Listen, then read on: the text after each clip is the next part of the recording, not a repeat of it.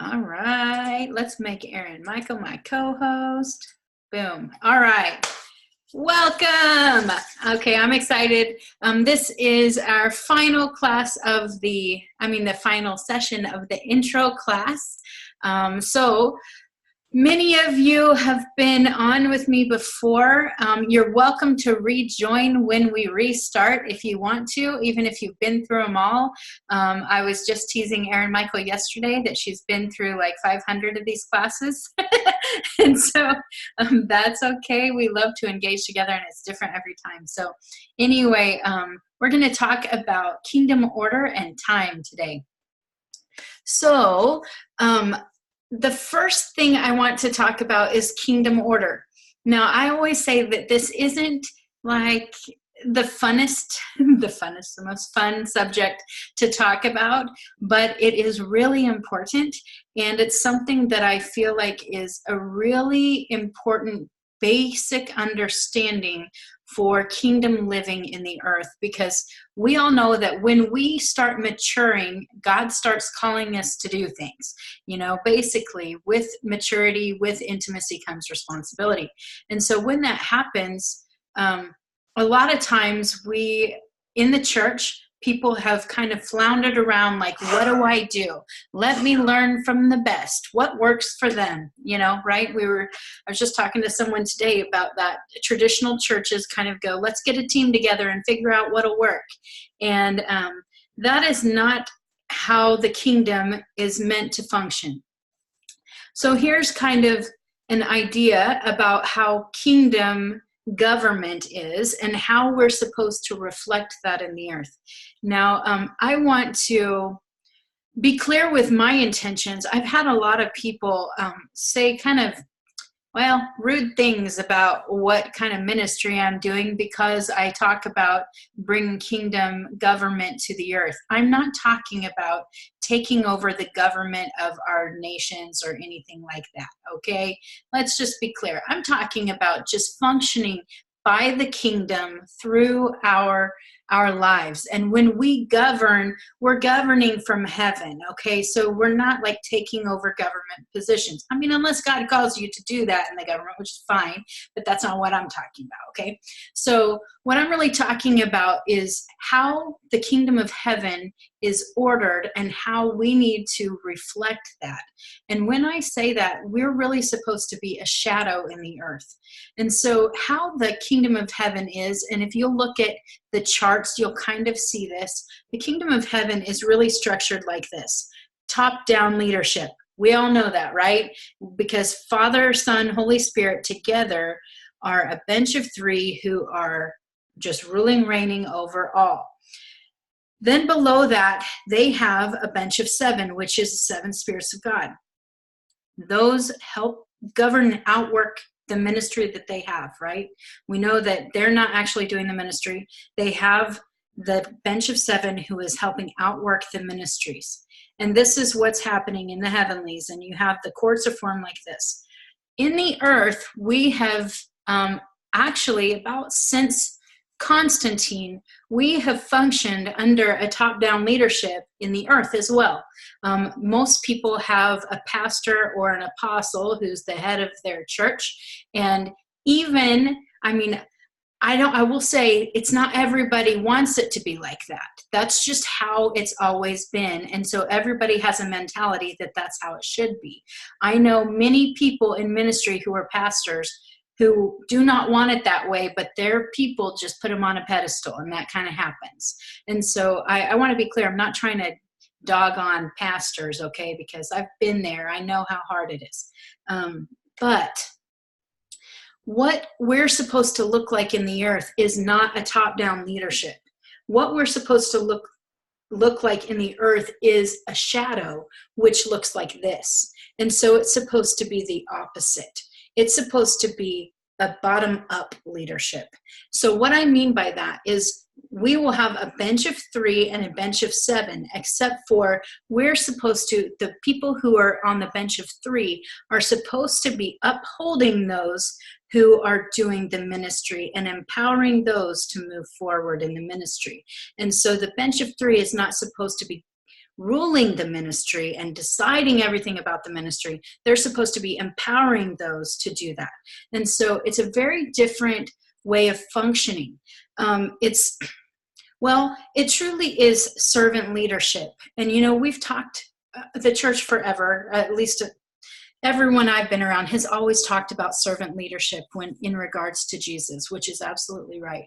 But what we've seen a lot happen is that that's not really how it's functioning.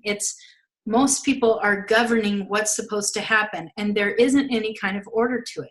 Most of the time, it's not a bench of 3 and bench of 7 at all. What it is, it's, okay, who has an interest to be on the hospitality team? Okay, all these 13 people who want to be a part of it, let's get together, let's talk about it. We'll have one person who's kind of the head of this team, and that's just kind of how it has worked. Or you'll have committees, the same sort of thing. But what the Lord is trying to have us do is establish kingdom order in the earth. Because when we are a shadow of heaven, then what happens is the Spirit fills it and things start to happen and break loose.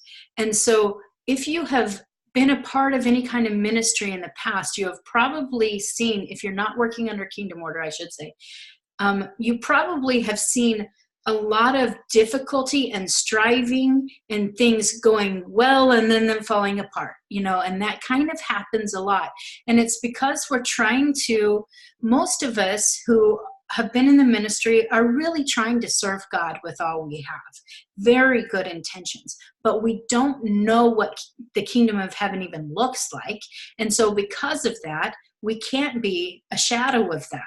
So we're just going, okay, let's come up with the best idea to get people in the door. Let's send out mailers. Let's do, and it's all about trying to do something for God instead of having Him show us what we're supposed to be doing. And so this is something that has been really transformational in the ministry that we're doing now. In fact, just yesterday, it was really wonderful. We have a bench of 3 at the Source. That's a ministry that I serve with. And at the Source, we had one person who was led to go and do other things, still associated with the Source, but just a different area of ministry, I guess.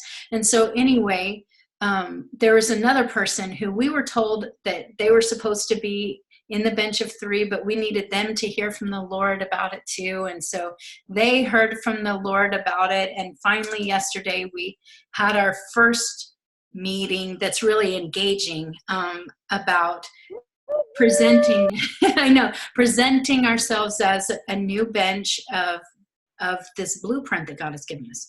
So anyway, I just want to share a little about this and how this really works together. So I'm going to show you just an example of a blueprint. A blueprint is nothing more than, just like a blueprint of a house, right? A house blueprint, you would have an idea of what it's supposed to look like before it actually happens, right? So it's the same sort of idea that we receive that from the Lord. A lot of people receive blueprints and don't even know that it's a blueprint. I've known lots of people who are like, man, I got this massive download from God about all this stuff, and I'm just writing it out, So it doesn't always look like a certain way or anything like that. It can be just a massive download from God, but you know that it's something that is putting structure to something that should happen. And so anyway, I want to show you the blueprint of the Source so you get kind of an example of what kingdom order looks like. Now, I will say this, we are not anywhere near all of these places being filled and functioning, but this is what God has shown us it should look like and how we're beginning to outwork it, if that makes sense, okay? So here we go. All right, so here is, if you think about the 7 mountains that we have in our own lives, each of the blueprints that I have ever seen, and I've seen lots of people who've had blueprints, all of them have 7 mountains, and each of these mountains have 7 mountains. And you may or may not get the full revelation of what they all are. Say, for instance, you only get 5 different areas That means that's what you're supposed to focus on governing, is those 5 different areas until God reveals more to you. But here's kind of what the sources is. So Apostolic Resource Center, or the hub, we call the source the hub because it's basically a ministry hub. We are not a church, we are a ministry that serves the church. And so basically we believe that all of us are the church and that we're all supposed to work together. And so one of the things that we do is we just believe that we are a equipping and sending ministry. So there's a coming in and a going out, and a coming in and a going out. So we're not looking to build the ministry. We're looking to bring people in to equip them to go out and do the ministry that they're called to do, if that makes sense. So we have the Kingdom Order Mountain, which is basically for Kingdom Order. It's kind of like this, teaching on how Kingdom Order, what blueprints are, that sort of thing, except for we work with people who have received a blueprint or know they're supposed to start a certain ministry, and we help them to go and seek their blueprint. We help them really learn how to see this outworked in the earth, put kingdom order to it, engage with the Lord in the heavenlies about what it's supposed to look like and all of those things. So anyway, we work with many different ministries in helping them establish that in their areas. And so a lot of them are around this area in Kansas, but we work with other people too who are establishing their blueprints. Mentoring and training, that's pretty easy to understand, right? Healing ministries, missions and advocacy, word and teaching, worship and intercession, resources and provision. And so we have so many different areas. This may not seem like a lot, 7 different areas, but each of these have then different mountains underneath them. And so what we have at the source is a bench of 3 who governs this blueprint. And when I say govern, I mean govern from heaven. So basically what we do is we go and we engage in the heavenly realms to find out, God, what are you doing? What is it you want us to do? What is this supposed to look like? Who's supposed to fill this spot? We'll even just go, okay, God, show us, is the enemy at work here? You know, where's the enemy trying to attack? How can we do this? We do a lot of legislation in the higher courts over this blueprint to cut off things that the enemy's doing and to really establish things in the earth. So we do a lot of these things, but the main thing that we do is we help these different mountains function. So for instance, let's look at resources and provision. Okay, so our resources mountain is more than just like finance. This has to do with so many different kinds of resources. Like we have all sorts of media resources like podcasts and videos and things like this. We have physical resources that has to do with like a food pantry and clothing closet, stuff like that. We also have stuff that has to do with kind of crossover with the missions and advocacy, funding for the missions and advocacy stuff. All of that has to do with the resources mountain. So, you know, even though I'm not doing anything with the resources mountain myself, what I do is this bench of 7 is one person from each of these mountains. And we work with the people who are on these mountains when they go, hey, all right, what are we going to do? We need these certain resources for the resources that we're putting out. We don't know where to go from here. So we go and engage in heaven and say, God, what is it that you're wanting to release to them? How can we empower them? And then we seek heaven for them, and then we help them do that. So basically they come alongside us to seek that with us, but we go and empower them with what they need. So all that God has is at our disposal, if you know what I mean. Not, and that sounds really bad. I mean, like we have all of the resources we possibly need to do the ministry, people, gifts, finances, whatever. And so he is happy to show us what that is. Or maybe they have a problem with, well, I'm doing this mentoring group, but there's this person who keeps coming in and trying to sabotage, and I don't know what to do about that. Well, we go and say, okay, let us go together and let's go to the court of war, which is the court of strategies, and find out what God wants us to do to battle the enemy in this way and also take care of the people. And so, we'll just do things like that. And that's what really the bench and kingdom order is about. So you can see that we aren't deciding things and saying, you must do this. We help these people to come up with what God is telling them they need to do so that they can outwork the ministry and help their people. And so you can see how, like, for instance, the healing mountain has different mountains here. It has the inner healing mountain, the physical healing, the laying on of hands, bloodline cleansing. We don't know the other 3 mountains yet for that, but we do know, like, under inner healing, if you look down here, inner healing, we have 3 mountains on these too. The personal healing, which also includes 3 other mountains, the Sozo, Freedom Ministries, and God Encounters. We have group sessions and leader training that's all under inner healing. Even under the physical healing, we know we have the 7 mountains already established under this: essential oils, laying on of hands and anointing, chiropractic, nutrition, water, nutraceuticals, and frequency. And so these are things that God has led us to do in those different parts. We don't have all of this even written out, all the things that God has released to us, because this takes a lot of time just to put it on paper. But this is something, if this is helpful, that kind of shows you what a blueprint might look like, and how the interesting thing about blueprints, okay, I can kind of get off of this, I think. Hold on. The interesting thing about blueprints is that every blueprint overlaps with other blueprints. And so nobody actually is doing the ministry alone. No one's building their own kingdom. We're all building the kingdom together, and we all have different parts. And so, for instance, we work with a ministry called Church on the Street.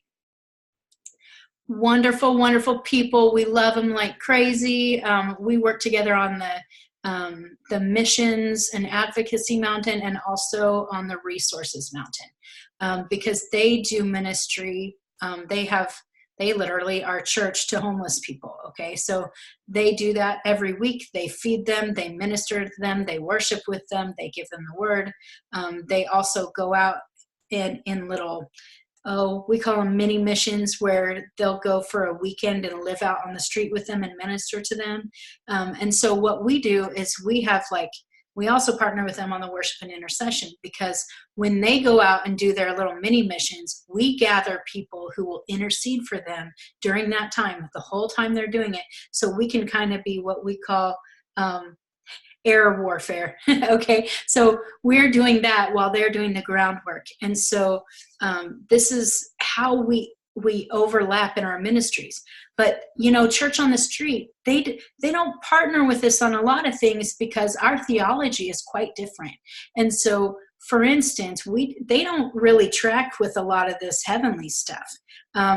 They don't understand all that yet. But what they do is they believe in Jesus is the way, the truth, and the life. No one comes to the Father except through him. They believe that he died, was resurrected. They believe in the gifts of the Spirit.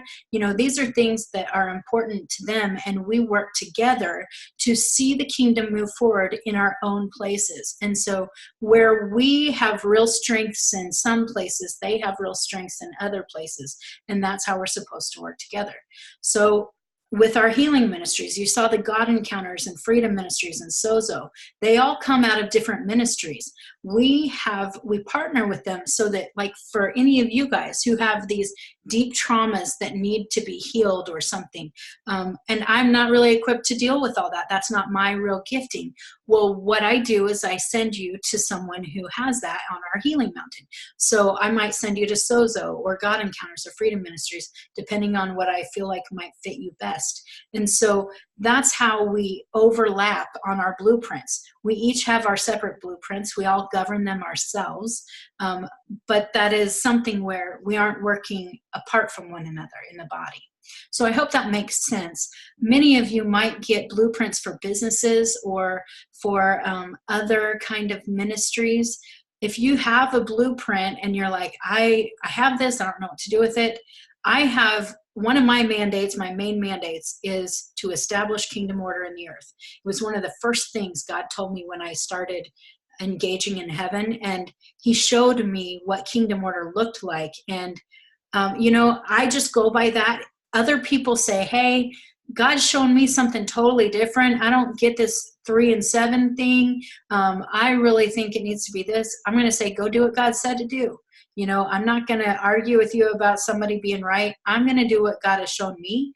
And everybody that I've seen who has a blueprint, there was one person who had a blueprint who had 8 different areas of influence. And I looked at it and I said, I'm not sure I'm really supposed to help you with this because God has shown me specifically 7.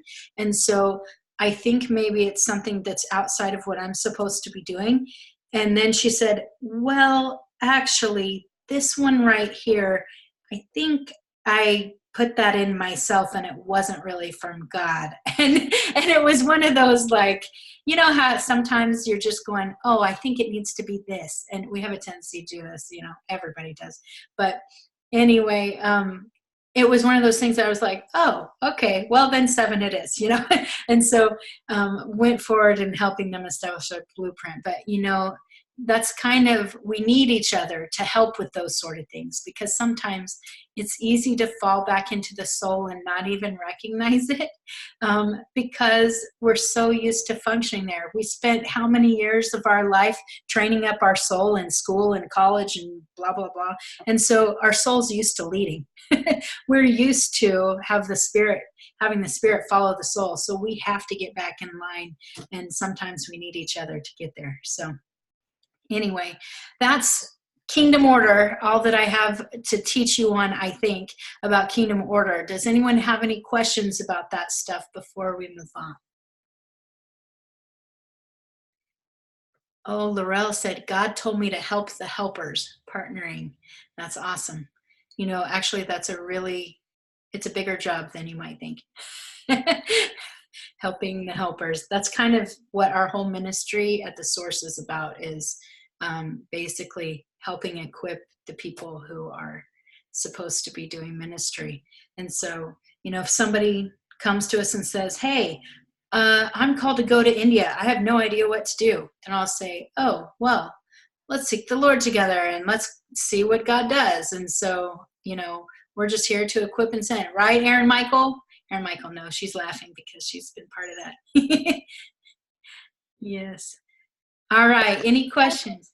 Oh, go ahead, Aaron. Oh, no, I was just laughing because I was like, wow, the way you say that makes it sound like that's something that's totally happened before. Maybe. Maybe, I don't know.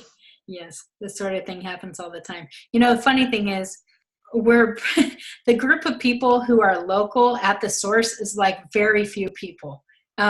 But we have a lot of coming in and going out. So we actually have connections with tons of people. But if you would look and come to one of our disciple community gatherings, it's like, oh, there are like 30 of you here. It's pretty funny, actually. And it's the most beautiful thing. And it's one of the most biblical things that I have ever seen in a local community setting. I've not seen that anywhere else, where there is an entire ministry that, funds and supports and uplifts and encourages people from like every corner of the earth. Yet the group in the base is, like you were saying, like 30 some people. I've been looking into a lot of Hebraic understandings, cultural things, and rabbi I was sitting and talking with was talking about how that is actually how it was scripturally set up, not to have these churches of 10,000 people who only come on Sunday and then go and are stripping the other days of the week and doing whatever. Not that people who do that are bad or worse than anybody else, but that's just not what how the church was, originally laid out. That wasn't the original blueprint of what we were actually ever supposed to actually be. So I was so excited when I saw that. That was like the best thing ever to me. That's cool. Well, another thing I was thinking about as you were talking was how not everyone receives blueprints. And I've talked about this in the identity session just because, like, I don't receive blueprints. That's not something that I'm supposed to. But everyone is attached to a blueprint or supposed to be attached to a blueprint, even if they don't receive them. So for instance, for the source, it's not like everyone at the source has received the same blueprint. There were a couple people who received the same blueprint, and then everyone who goes, oh my goodness, this resonates with me. God is saying I'm supposed to be part of that. That's how it works. And so we have people all over who, like Erin Michael, she's a part of this, and where are you right now? Washington. Yes, I see your house. Yes. Anyway. Yeah, so I mean, there are people all over, people, in South Africa who are part of what we're doing because we partner with them. Yeah, get excited about that. So anyway, there are lots of people who are part of what we're doing who aren't local, who aren't, they haven't received the blueprint, but they see the blueprint and then they go, oh my goodness, that resonates with me. I'm supposed to be a part of that right there. Oftentimes people will see and go, for instance, we have one person who, she just had this real heart for, God had told her that she needed to start this, this ministry fitness class, basically.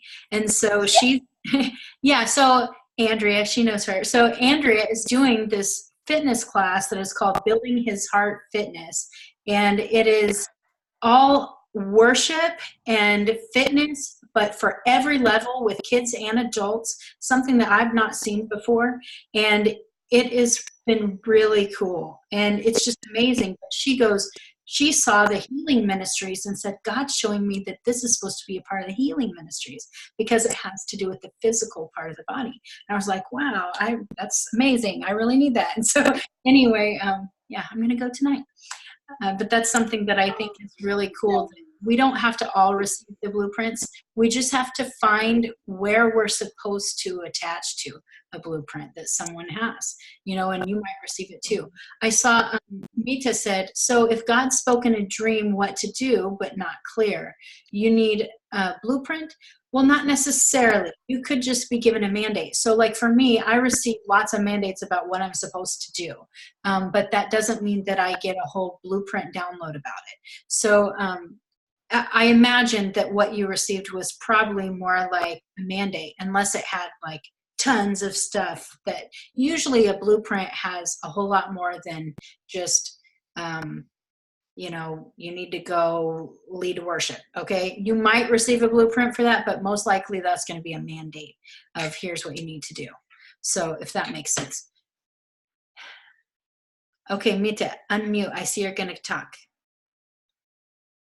No? Okay, I thought you were. Okay. Laurel said, are blueprints for a season or for a lifetime? That's a great question. I guess I'm not really sure about that. I will say this, that just yesterday I saw for the first time when we were engaging in the heavens about the blueprint, we all were supposed to put our hands on it, and it was kind of like a signature or something, kind of like a handprint. It's weird. But anyway, we were putting our hands on it, and all of a sudden God showed me that all these pieces started moving. And so he was showing me it was a living blueprint and that it was supposed to change in things, which I assumed a blueprint was like, this is what it is, period, So a lot of times, I look through my soul as well, thinking this is what I know a blueprint to be like. And he's saying, no, this blueprint is living and active. And so anyway, that was really a new revelation for me just last night. So I will have to say, pass. I don't know the answer to that question. So I'm sorry. Yeah. I know what I know, and I also know what I don't know. Erin Michael, what do you have to say? Yes, I had just actually a question, if that's okay. Okay. Yes. What's your question? So when it comes to the benches, like the bench of 3, bench of 7, all of that goodness. Where do these people come from? Where is my bench of 3, Christine? Well, here's where they come from. I'll just say this. First of all, I didn't say this before, and I need to be clear. A bench of 3, you don't just decide, hey, I want to start a bench of 3. So, hey, you and you, let's do this thing. It's not like that at all. And I have seen benches who have been established like that in the earth. And they don't do anything in the heavenly realms. Okay, that's not what a bench is supposed to be like at all. So I'll just put that out there. I might offend people, but that's not how it's supposed to be. You need to ask God if you're supposed to be a part of it. Like for you, you have this blueprint. You know you're supposed to be a part of the bench of 3, but you have no idea who else is supposed to be with you. So the one thing that I've seen people do, now I've been a part of only 2 different benches of 3. Okay, so the first one that I was a part of, there were 2 people who were arcing, if you will. So basically, if 2 people are on a bench is really 3 people. So 2 people make an ark, and they can still govern with an ark with Jesus or Holy Spirit or an angel or something being the 3rd person, okay? But these people were arcing until the 3rd person arrived, basically.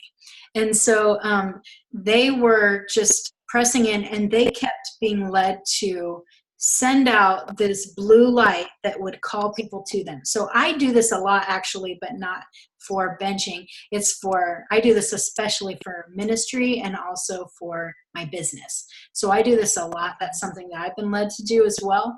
And this is actually something that happened yesterday when we were engaging over over the bench in the blueprint. All of a sudden, this huge, just blue beam just shot up in the air, and it was like obvious that it was saying, "Here we are, come to us," which is interesting. But that's what God has to bring them. And so I don't know where they are. God knows where they are, but you need to be active in calling them to you. And so there is an active part of it, but He's the one who really does it. You know what I mean? Right. That's actually funny, because that's exactly what I was doing last night.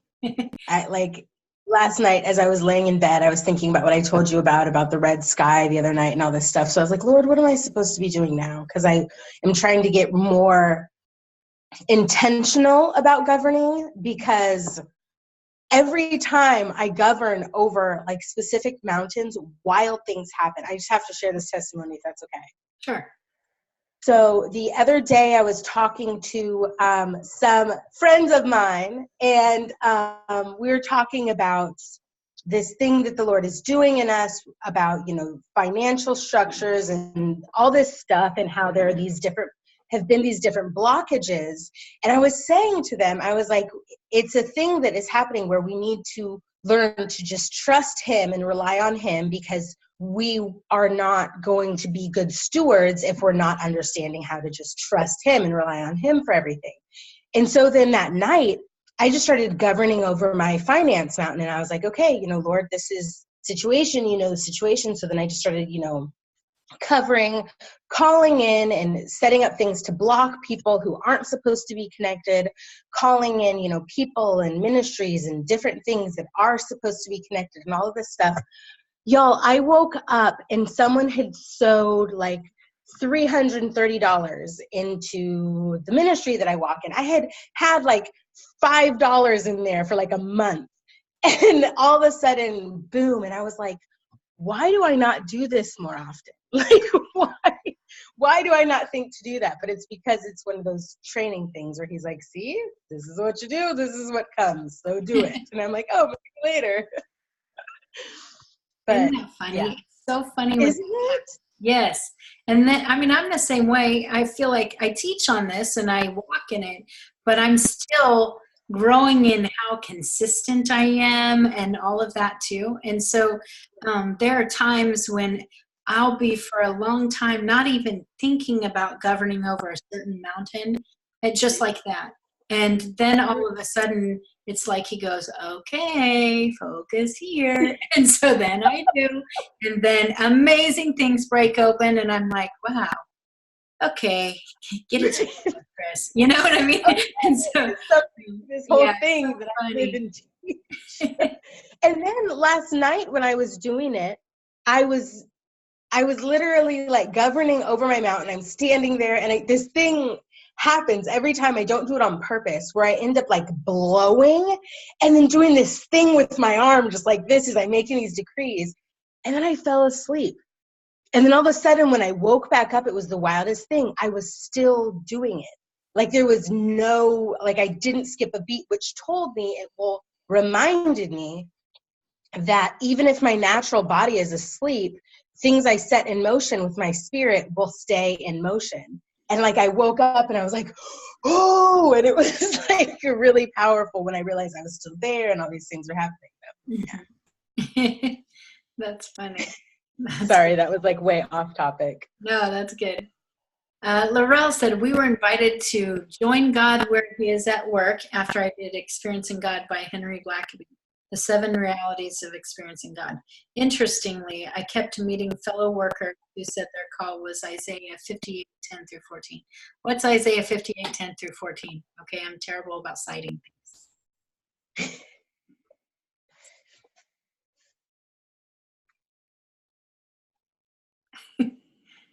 Let me look it up. Just a minute. That's what I'm doing right now. Okay. I had it right here, and yeah. It's Okay, cool. read it out loud for us if you would. Okay. Well, I've got it in a version that some people may not like, but anyway, it's all right. Talks about crying aloud, do not spare, lift up your voice. What is God's chosen fast? It's not just, depriving yourself of something. It's actually actively obeying him and doing what he wants done here on earth. Is this not the fast I have chosen, to loosen the tight cords of wickedness, to undo the bands of the yoke, to exempt the oppressed, and to break off every yoke? Is it not to share your bread with the hungry, and that you bring to the house, your house, the poor who are cast out? And when you see the naked, and cover him, and not hide yourself from your own flesh, then your light will break forth like the morning, and your healing will spring forth speedily. And your righteousness shall go before you, and the steam of Yahweh will be your rear guard. And then when you call, Yahweh will answer. And when you cry, he will say, here I am. If you take away the yoke from your midst, the pointing of the finger and the speaking of unrighteousness, if you extend your being to the hungry and satisfy the afflicted, then your light shall dawn in the darkness, and your darkness shall be as noonday.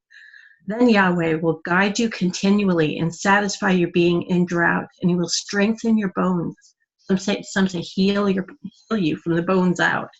And you shall be like a watered garden, and like a spring of water whose waters do not fail.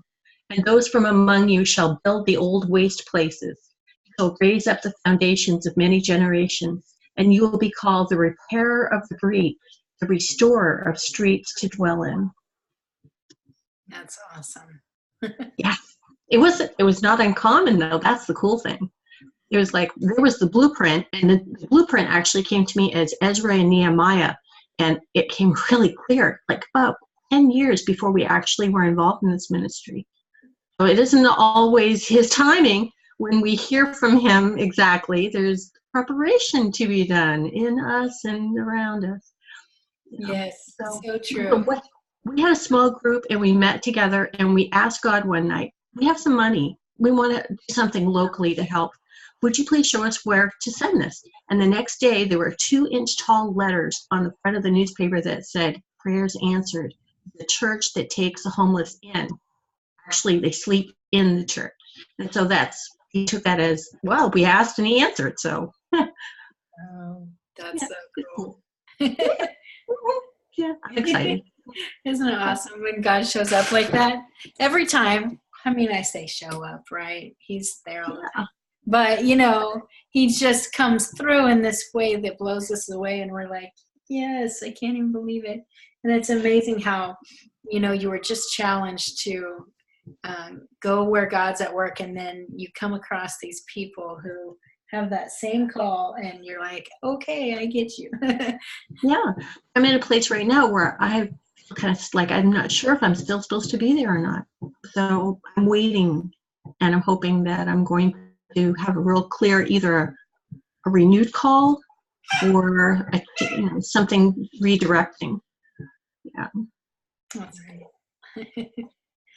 Awesome. I have definitely been in that place before, Laurel, many, many times actually. So I just wanted to encourage you and just say, just continue standing in him, and he'll open the doors and he'll show you the path and he will lead the way, as long as you just continue to rest in him. So yeah, I know you already know that, I'm sure, but I just wanted to encourage you. That's all. Cool.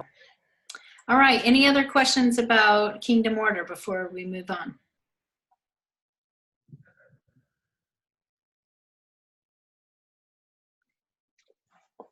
All right. Okay. If you don't have any questions, then we'll move on. If you do, just put it in the chat box and I'll come back to it. Okay.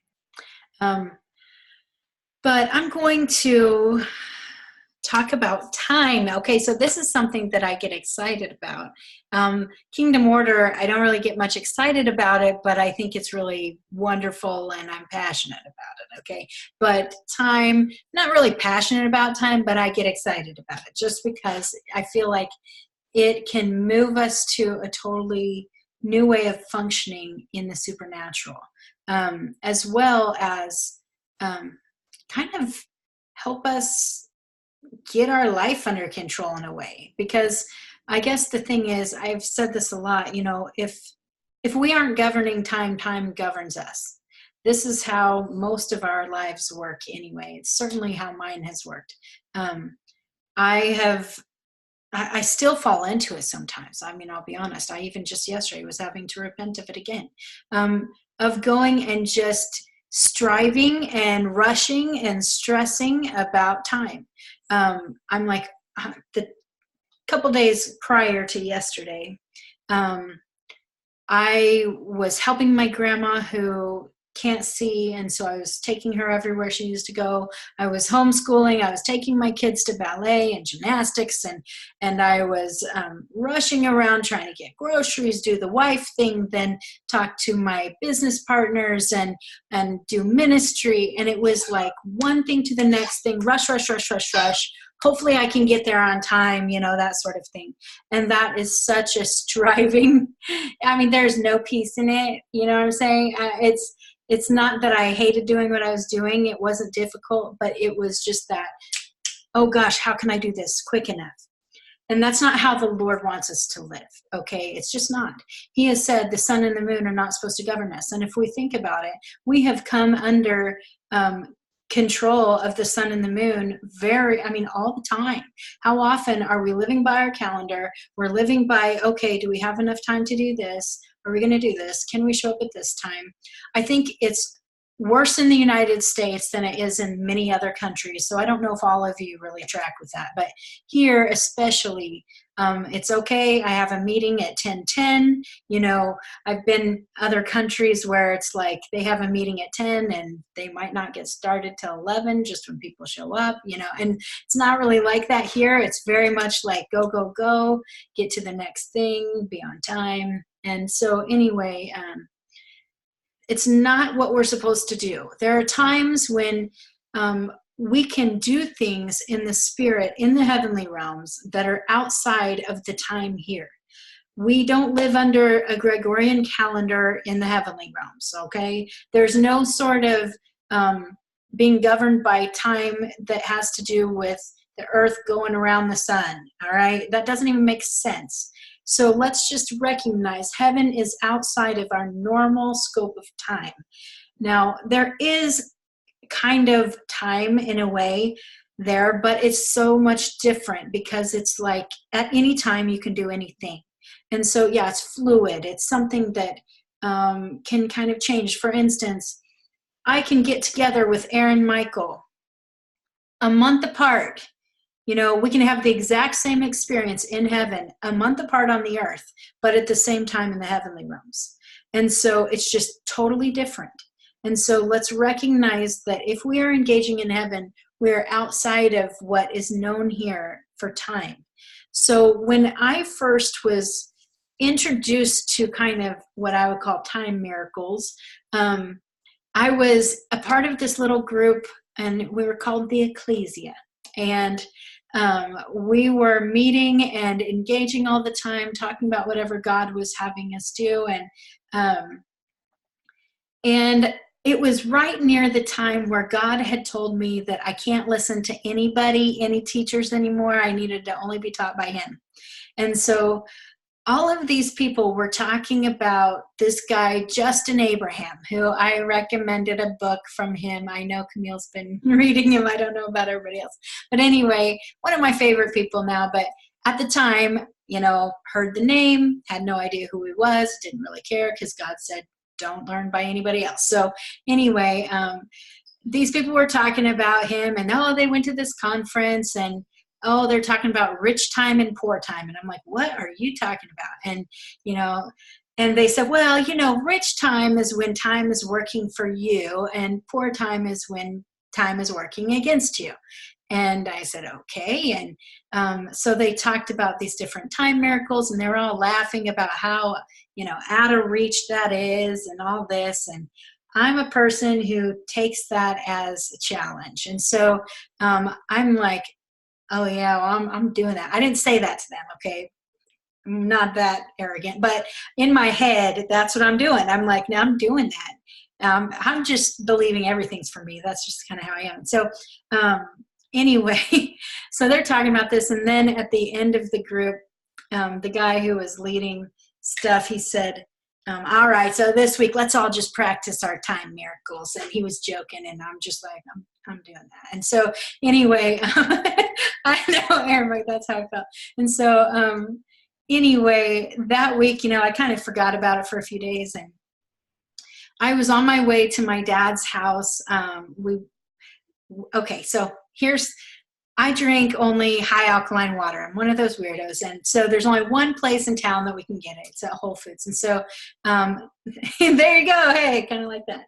Oh, I'm like 9.5. That's not enough. See, I'm a snob. And so anyway, so I go to Whole Foods to get my water because, and I don't get those little waters. That's expensive. And so I'm also like a bargain shopper. And so I get the big 5-gallon things, right? And so we also have a family of 5, and so we go through water like crazy. So anyway, I get the 5-gallon little things, and so I put those in my trunk, knowing because we're out of water, I've got to get water before I go home. So I'm going to my dad's. He lives about 20 minutes from my house, and so we were hanging out over there. I don't even remember what for, and well, we just love each other probably. But anyway, we were there, and afterward we're leaving, and I knew I was going to get water on my way home because Whole Foods is not that far from my house. So it's maybe a couple miles further than where I live from my dad's house. And so we're leaving, and I realized, oh man, we only have 5 minutes till it closes. And so I'm just driving down the road going, doggone it. And then it hits me, hey, what about that time miracle stuff? And so I'm like, I'm going to try this. And so anyway, I had Linda next to me, not the Linda who's on here now, but a different Linda. She lived with us at the time. And I was like, Linda, I'm doing that time miracle thing. And she said, okay, I don't know what you're doing. I'm like, I don't either. And so I just started engaging. I'm driving down the road. And by this time, I'm pretty good at driving and engaging at the same time. And so I was driving, and I was like, all right, Jesus, I have no idea what to do, but can we make this happen? And he just immediately, I saw this timeline, and there was this long timeline, but it looked like it was a substance. It wasn't like just words or something. So anyway, he showed me how you can squish it or you can stretch it out. You can access different points on this timeline, take these points, put them together, stuff like this. And so I was like, well, that's interesting. And I said, well, what do I do? And he just said, take these points and just squish them together. And so that's what I did by faith. Here I'm like, I don't know what I'm doing. This sounds weird, but okay. And so I do that. And when this happens, bubble gumish. Okay, yeah. So in South Africa, I told them that it was like taffy, because here everybody knows what taffy is, and they thought I was talking about toffee, and it's no, not like toffee, like taffy. It's something different. So anyway, it's kind of has a little bit harder consistency than bubble gum, but it's very stretchy and yeah. Anyway, so that's what I did. And then, so me, I know faith is the currency in heaven. So I'm not going to doubt. That's my deal. If for any kind of miracle at all, like I am not doubting, because I know that that will mean it's not happening. And so, anyway, during that time, what I did is I like covered up the clock so I couldn't look at the clock, because I know myself, I'm going to be like, is it working? Is it working? You know, and so I'm not doing that. So covering up the clock so I don't doubt. I'm not going over the speed limit like I'm tempted to do. And so I am just driving the speed limit, seeing what will happen, trusting God. So anyway, we get to Whole Foods with 3 minutes to spare. And this means I did a 20-minute trip in 2 minutes. And it was amazing to me. Got our water, no big deal, left fine. And so that was kind of the first experience of mine that showed me I can do this. This is something that the Lord's wanting me to do. He talks about redeeming the time in the Bible and how we're supposed to redeem the time, not him. And so, I mean, he probably does, he does redeem time too, but I'm saying he said in the Bible for us to redeem the times. And so when we have this responsibility, we need to walk in it. The problem is forever, I was like, well, how am I supposed to do that? You know, I really had no idea. And so I just left it alone and kind of didn't even think about it after that. And so God started showing me many different things where I'd actually engaged the timeline and didn't know it. Which this is kind of how it's happened with me in my faith. He shows me things that I've had experiences with him that I just didn't fully understand, but were amazing. This is what happens. And then I just kind of put it in my pocket and think about other things. And so he showed me, there was this one time when I was, it was before we actually had the building at the source. And this building, God told my sister to go pray on the steps of this building. And at the time, this building was like, I can't say it was abandoned. It was owned by someone, but it was taken over by homeless people, completely trashed, you know, that sort of thing.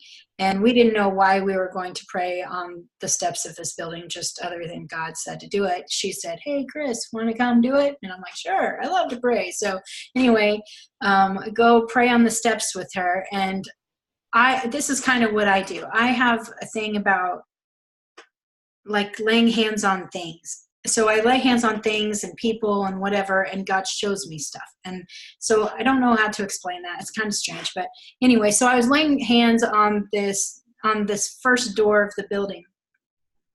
And I was just going, okay, God, what are you wanting to show us? You know, and all of a sudden I was taken back into the temple days. And I was like, wow. And I saw everything. I was there. Okay.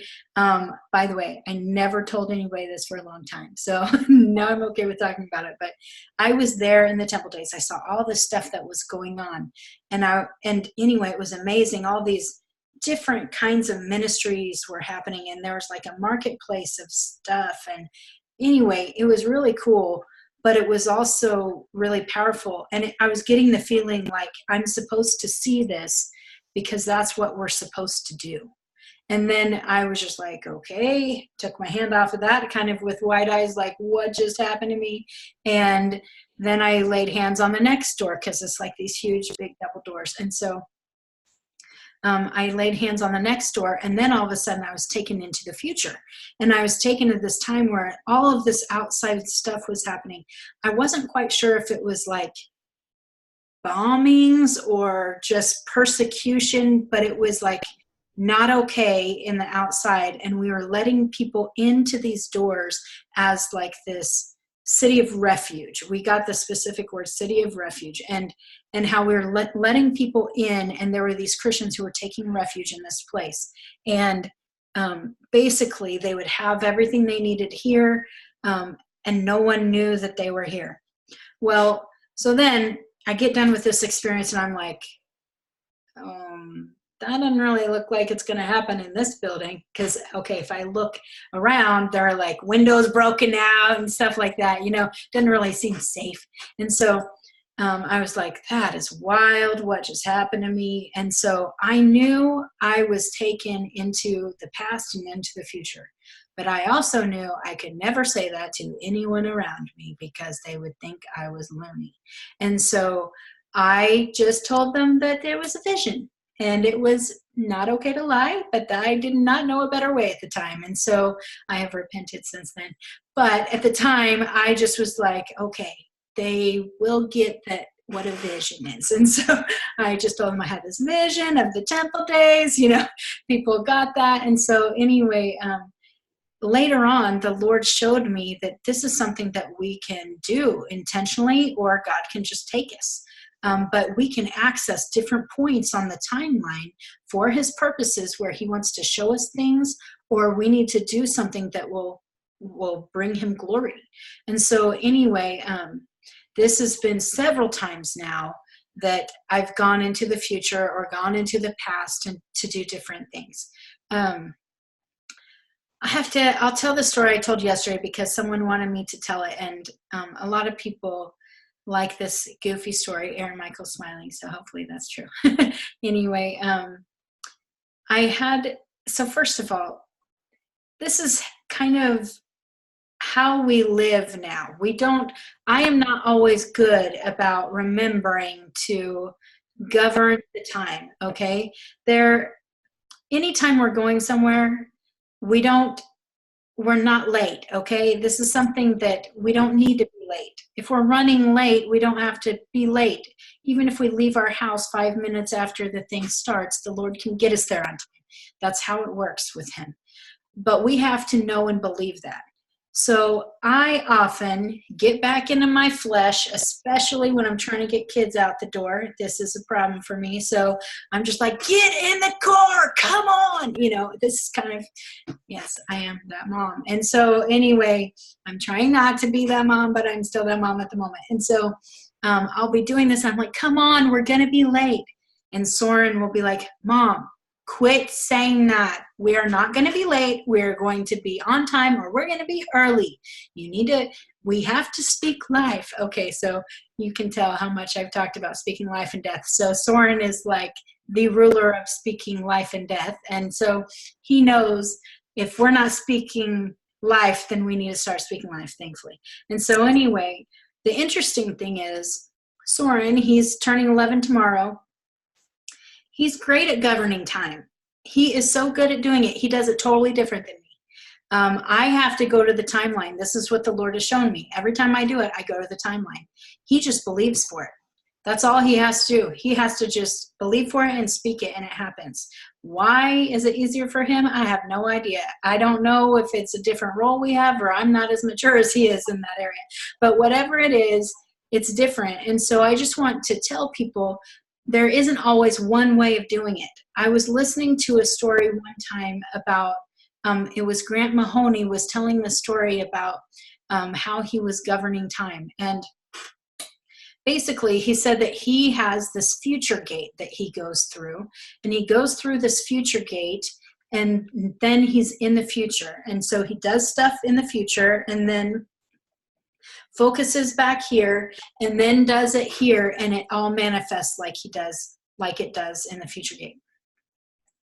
Well, when I first heard him telling that story, I was like, that's something I need to do.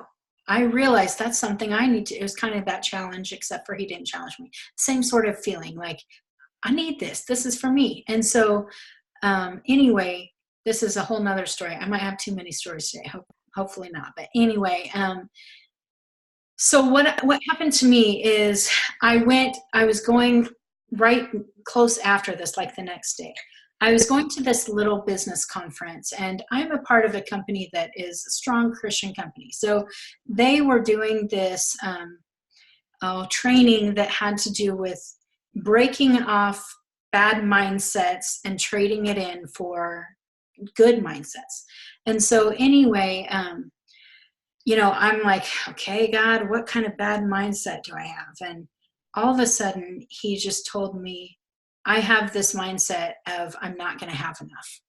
And so I was like, oh, wow. And so I was like, well, what do I do? And he said, you need to trade it in for you will have more than enough. And I was like, wow, okay. So we did this thing of stepping over the line into the new mindset, stepped over the line.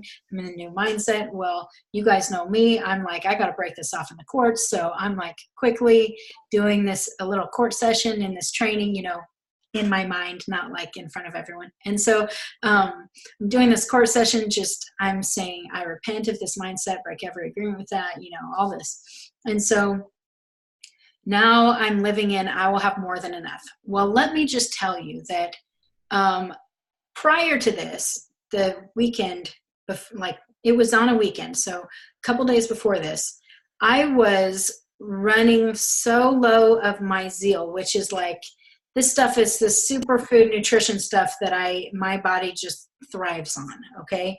And so my whole family takes it, and it's something that it's like liquid gold to me. Okay. So anyway, I'm running low of this stuff, and I'm like, oh no, I'm not going to have enough. I need to conserve. I need to take just one and not two. I'm doing this in my mind before the conference. And I also was stressing about, oh no, we don't have enough food. Where are we going to get money for food? And, this sort of thing. And so I go to this conference, and I realize, one of the things that I did is I had a friend who was running this little conference, and she was pouring a lot of her own money into it. And she was doing something where she would sell raffle tickets so that we would have these little giveaways so that it would recoup some of the money that she was putting into it. Okay.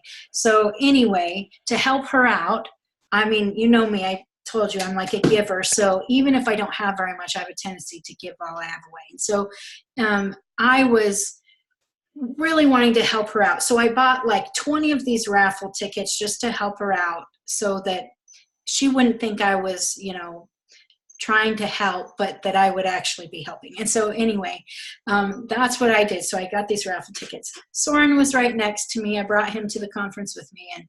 And anyway, they were getting ready to do a giveaway, and they were doing the giveaways of lots of different stuff. And kind of the main deal was this transformation system that had like all the stuff in it that I needed.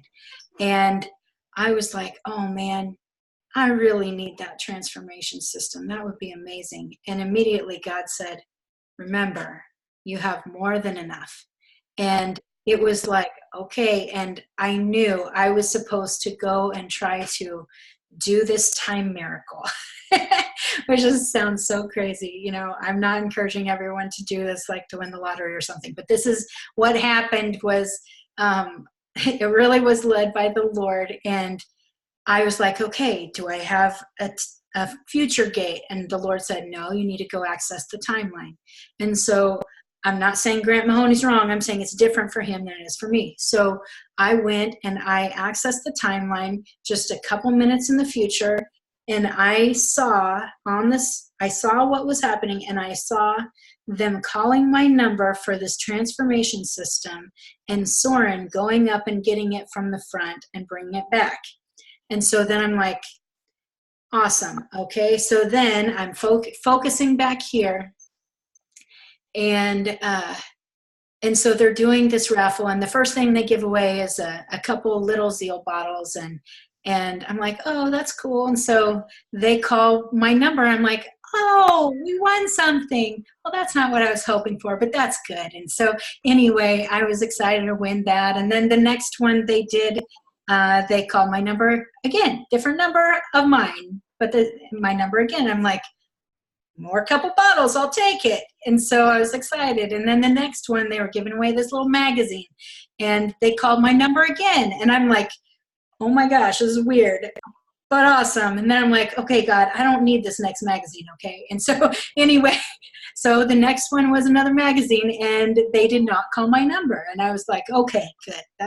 That's fine. I'm thinking everybody's going to think it's rigged, all right? And so anyway, they finally get to the transformation system, and I'm in my heart going, this is the true test. And so they call my number again. Soren goes up to the front, gets this. Anyway, it was crazy. But what God did in that moment to me was he said, I told you more than enough. And it was like, oh, wow, like not only did you give me what I needed, you gave me more than I needed. And it was just proving to me. And so sometimes he does these things that just, he's not only providing for us or whatever, but he's doing this to build our faith and to prove who he is and to show us what we're really supposed to be walking in. And so anyway, I don't know if I'll tell that other story now. I feel like I've told enough stories, but anyway, what are you saying? More. Yeah. Okay. One more. I tell them all. I can't tell you all my stories. We'd be here for the next year. So anyway, one more. That's all. I have too many stories about these things. So, all right. We were at the source, and at this time we were meeting in the evening. And in the evening, we got finished with the group. And in Wichita, we have this big festival once a year called Riverfest. And at the end of Riverfest, they do a big, huge fireworks display. And so anyway, we don't usually do all that stuff because, I don't know, I'm not a big, like, get into the crowd person, kind of annoys me. And so anyway, we weren't planning on doing any of that. But at the end, after we got out of the source, my husband said, hey, they're doing fireworks tonight in a few minutes. Should we take the kids over? And I'm like, you know what? They would love that. Let's do that. And so anyway, we're like, all right, let's head down to the river and get a place and watch the fireworks. So we headed down to the river, and it was packed, completely packed full of people, no parking at all. And I'm like, doggone it. Okay, we thought about this way too late. And then I'm like, wait a second. Let's go up to the top of the Gander Mountain parking garage and we can watch it from there. It'll be beautiful. And I said, nobody will think of that. And so we head over there, and everybody had thought of that. And so anyway, we're like going up the parking garage, and it's packed full of people. And in fact, everybody is coming back down. Like, we're trying to go up, it has different stories to kind of do this. And anyway, we're going up. It's packed the whole way, and everybody is like waving, go back, turn around, there's nothing there, that sort of thing. And so at the top of the first level, I was like, man, I wish I would have asked my angels to save us a spot. And then I'm like, I'll just go back in time and do that. And so I just focused on the timeline, and I went back to earlier in the day, and I asked my angels to save us a spot.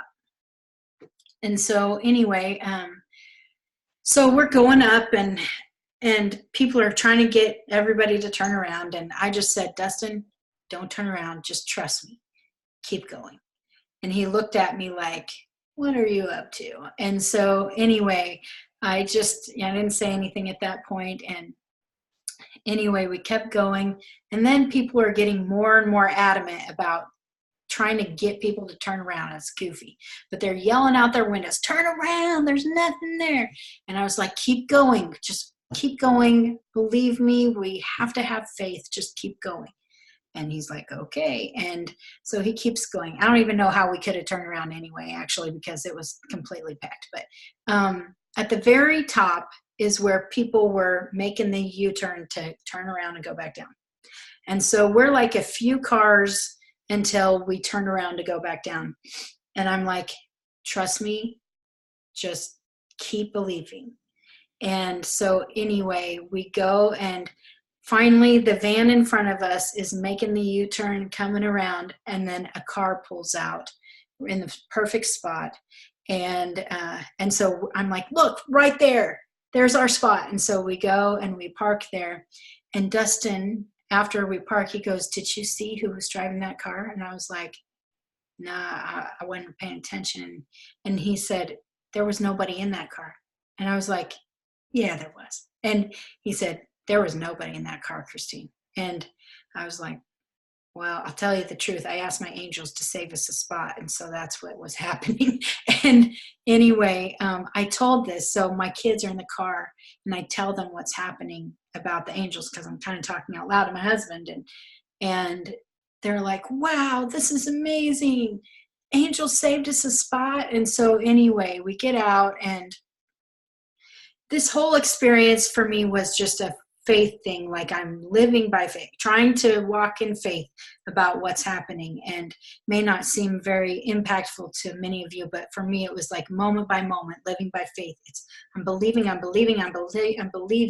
And so we get up there, and the fireworks are about to start, and these people come up to us and say, "Hey, we have these 3 extra glow sticks and wondered if your 3 kids wanted them." And we're like, "Wow, that's so nice, thank you." And so our kids are up on top of the roof of the car, watching the fireworks, and I'm standing there with my husband, and they start, and immediately I just start like tearing up, crying, not like bawling crying, but just tears coming down, just in it was just like a love story to me from God. And I felt like it was a kiss from heaven, just something. And I was just like, "God, I can't even believe you do that for us. And he just showed me that he cares so much about the little things of our lives.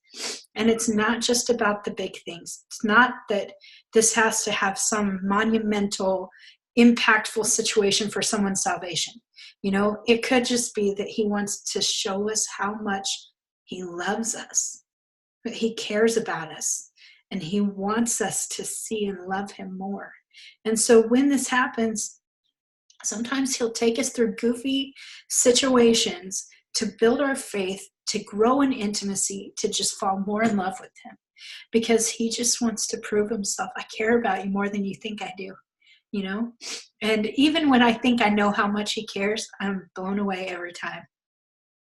And so he did this for me, and it was one of those things that if I hadn't really had all this time miracle stuff opened up to me, I wouldn't have experienced it. And so that's why I tell these stories, and that's why I want to open up these things to you. Not saying you need to have my experiences or do the things that I do, but just to know that there's something else that can be accessed in the kingdom, and that there's something else that can lead us into more relationship with him, and more maturity, and more governing, and actually functioning in the way he functions. He can access every point on the timeline, can't he? Why can't we if we're his sons? Why can't we? We can. Jesus said we could do everything he did and greater. I believe that we can do that. And so if he can do it, so can we. Now, anyway, Stephanie, you had a question. Go ahead. Oh, sorry, here, try again. There you go. I just want to add to the story because when I was driving in London, I heard this voice like really loud, like change lane now. Yeah, and it came so sudden that I just changed the lane, and I stopped in the traffic light, and then the car next to me on the right, where I was supposed to be, got crashed. Oh, wow. So got protected from the accident, like with one voice, like quick obedience. That's amazing. Man, hearing those things, it's so important that we are paying attention, just like you. He probably was trying to save the other people too, but you're the one who was paying attention. You know what I mean? And we have a tendency to turn off our spiritual antennas. And so if we can just focus in the spirit like you were, I mean, that's just powerful. It really is. It was like audible voice. It was just like change lane now. That's awesome. That's cool. I admit he does. Another time I didn't listen. When I went to Corfu, I was supposed to go, and my friend wanted to pick me up and take me to the station, and we were well too early ready. And I had this feeling like I should just call her and say, "Don't come when we're taking the bus to the station," but then I didn't, and then we got crushed by the tram. Wow. Like she didn't see the corner, and a tram hit us from the back of us, and it's just a miracle that we walked out alive. the car was crashed, like written off. Wow. And then I was like, why I didn't think? I heard the voice saying like, call her and tell her not to come. And I was like feeling really bad. Wow. Well, it's But funny. we were like, I like your stories because you're telling, like, honestly what happens when you listen and then what happens when you don't. You that know, would have been deadly. I mean, I don't know how many times I have heard something crazy from God. Oh, go ahead. Say that. I didn't hear. The guy who saw the car, because it was a tram, like suddenly like she turned and then we heard this bang, and we looked at the tram behind us and it was shifting the car. And he said if there had been any other angle, we would have been dead. Wow. And it was just like out of seconds. Wow. It was God. And I almost canceled my flight. I was almost not going because I was shaking. And I felt that moment when I walked out of the car, actually I felt the angels. I felt like I came out of cotton.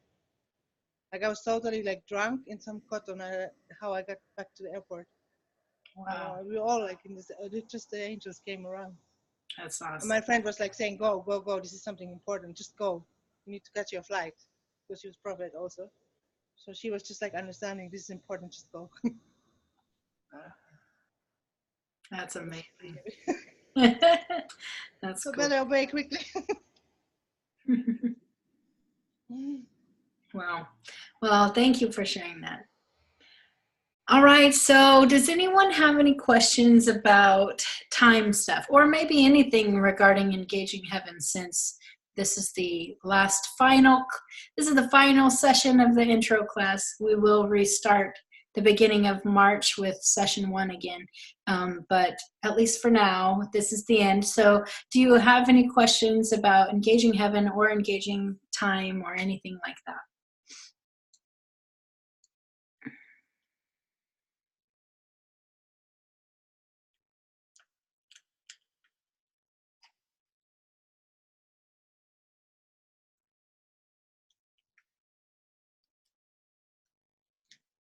All right, no questions. You guys are like crazy. I've never seen a group that didn't have any questions at the end of the sessions. That's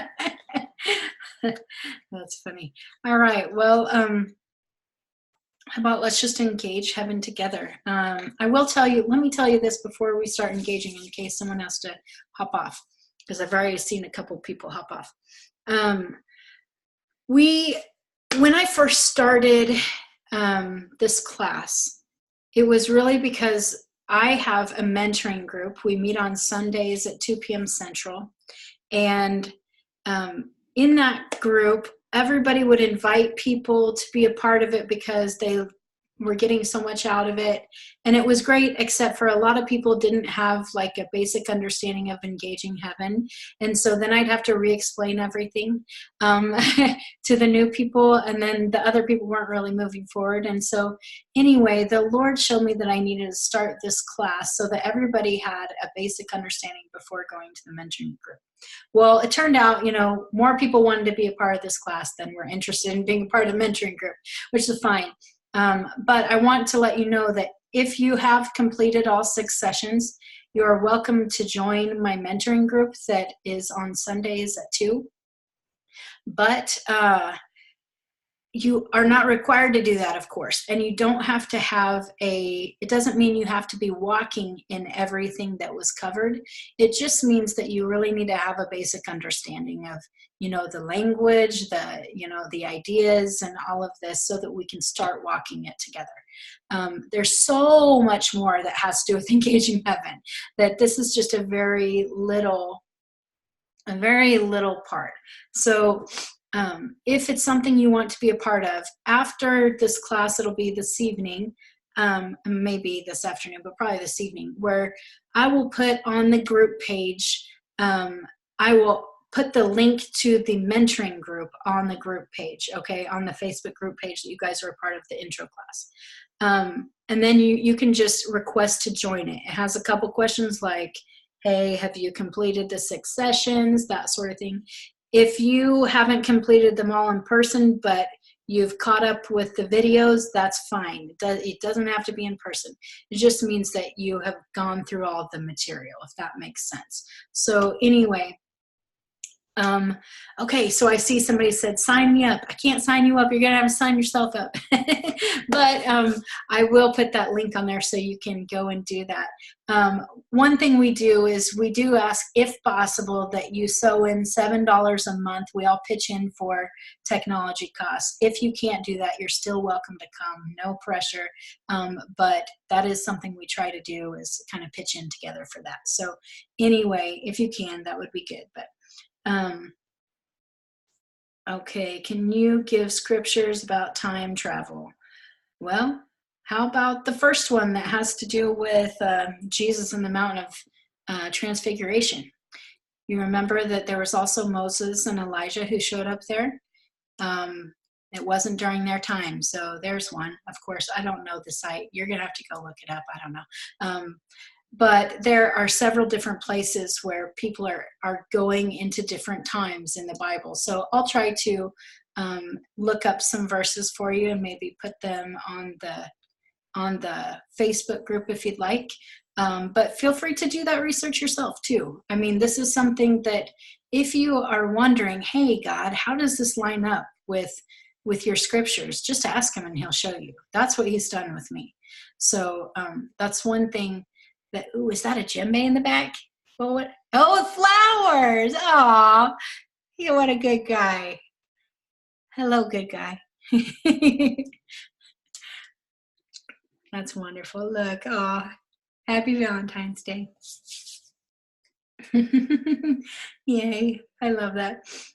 All right, so anyway, I'll look up some things, but feel free to do that yourself too. I know that there are a whole lot of these things that we talk about, and people often ask, where is the scriptural background for that? And, the truth is there are a lot of scriptures that will confirm what God is doing, but he is so much bigger than what is contained in our scriptures as well.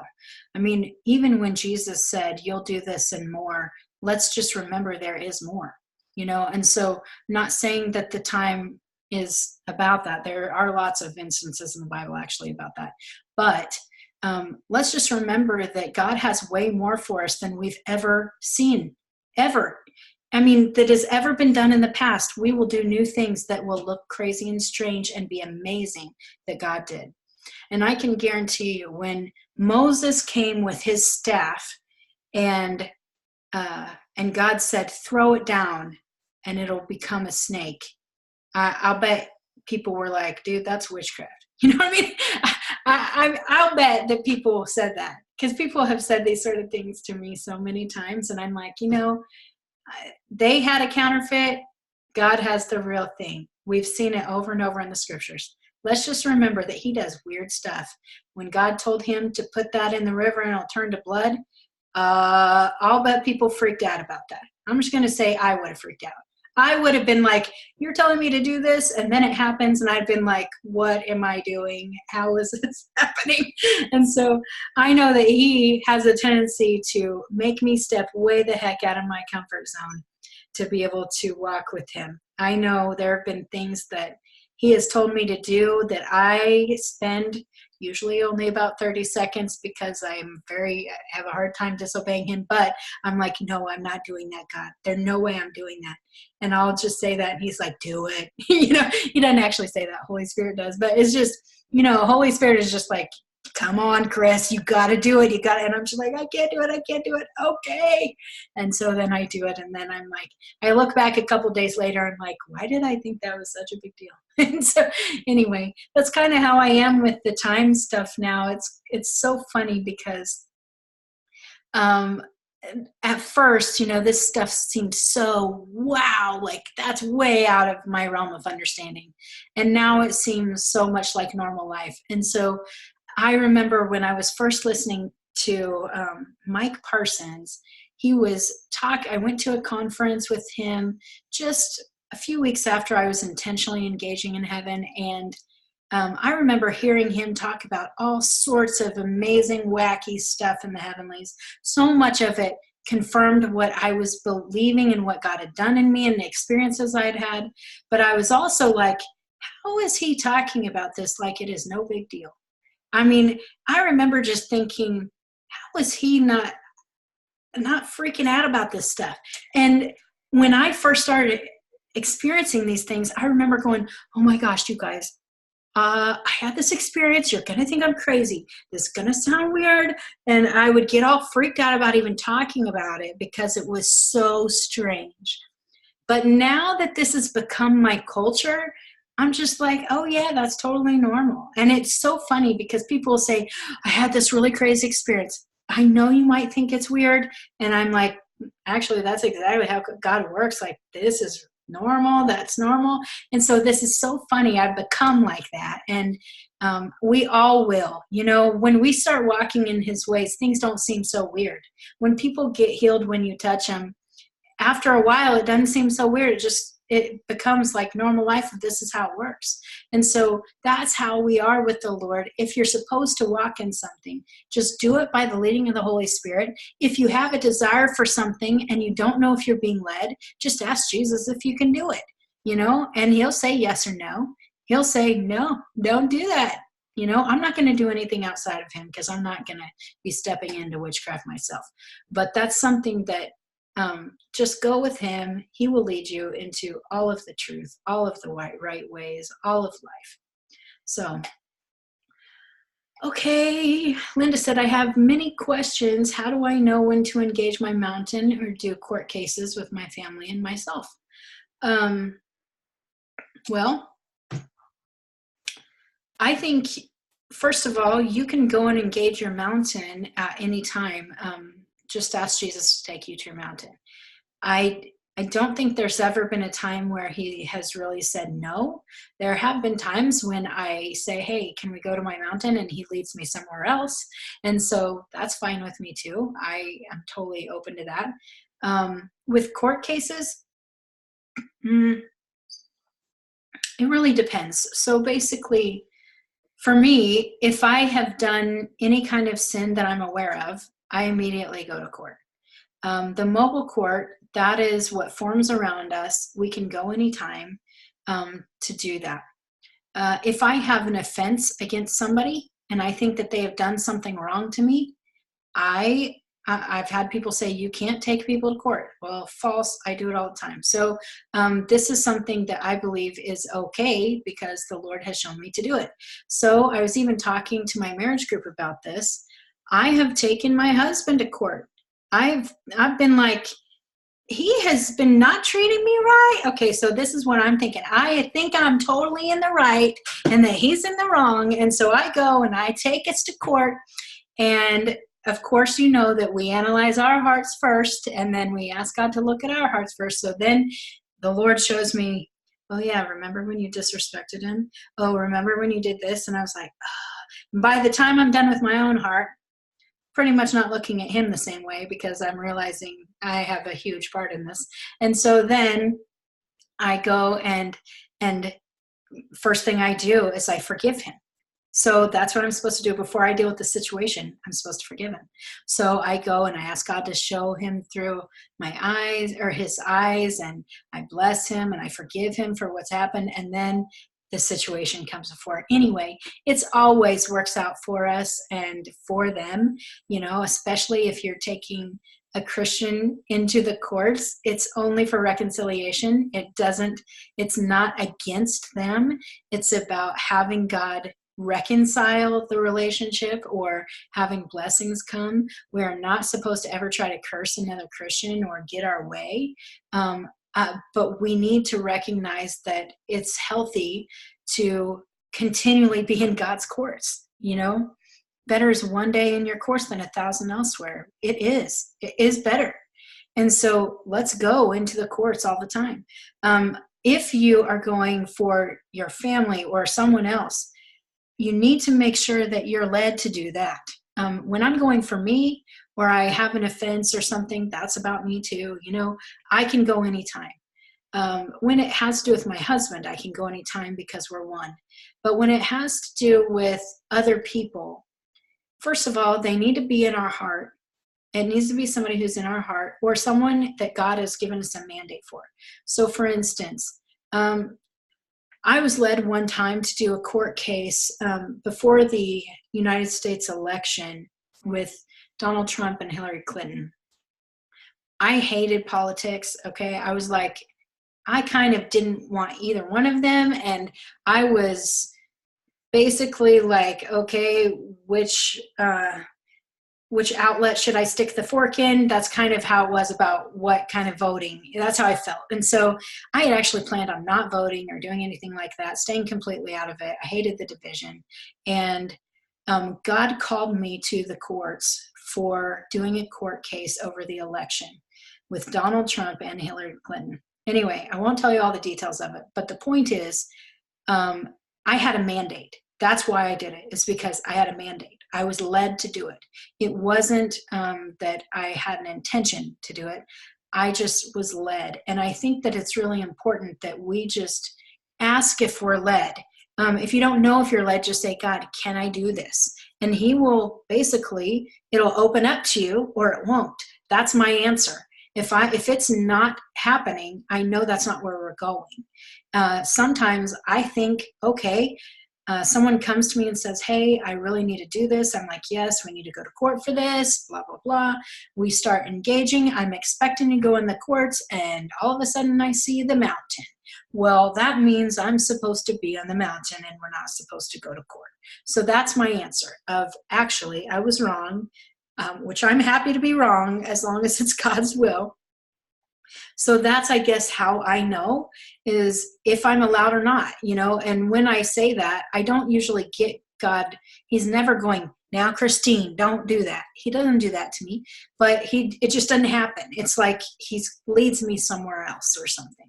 So there are people who ask me to pray over their, aunt with arthritis, and I'll be like, I'll see what the Lord shows me, and I will press in. And if I see nothing at all, I know that I have no mandate to pray over that.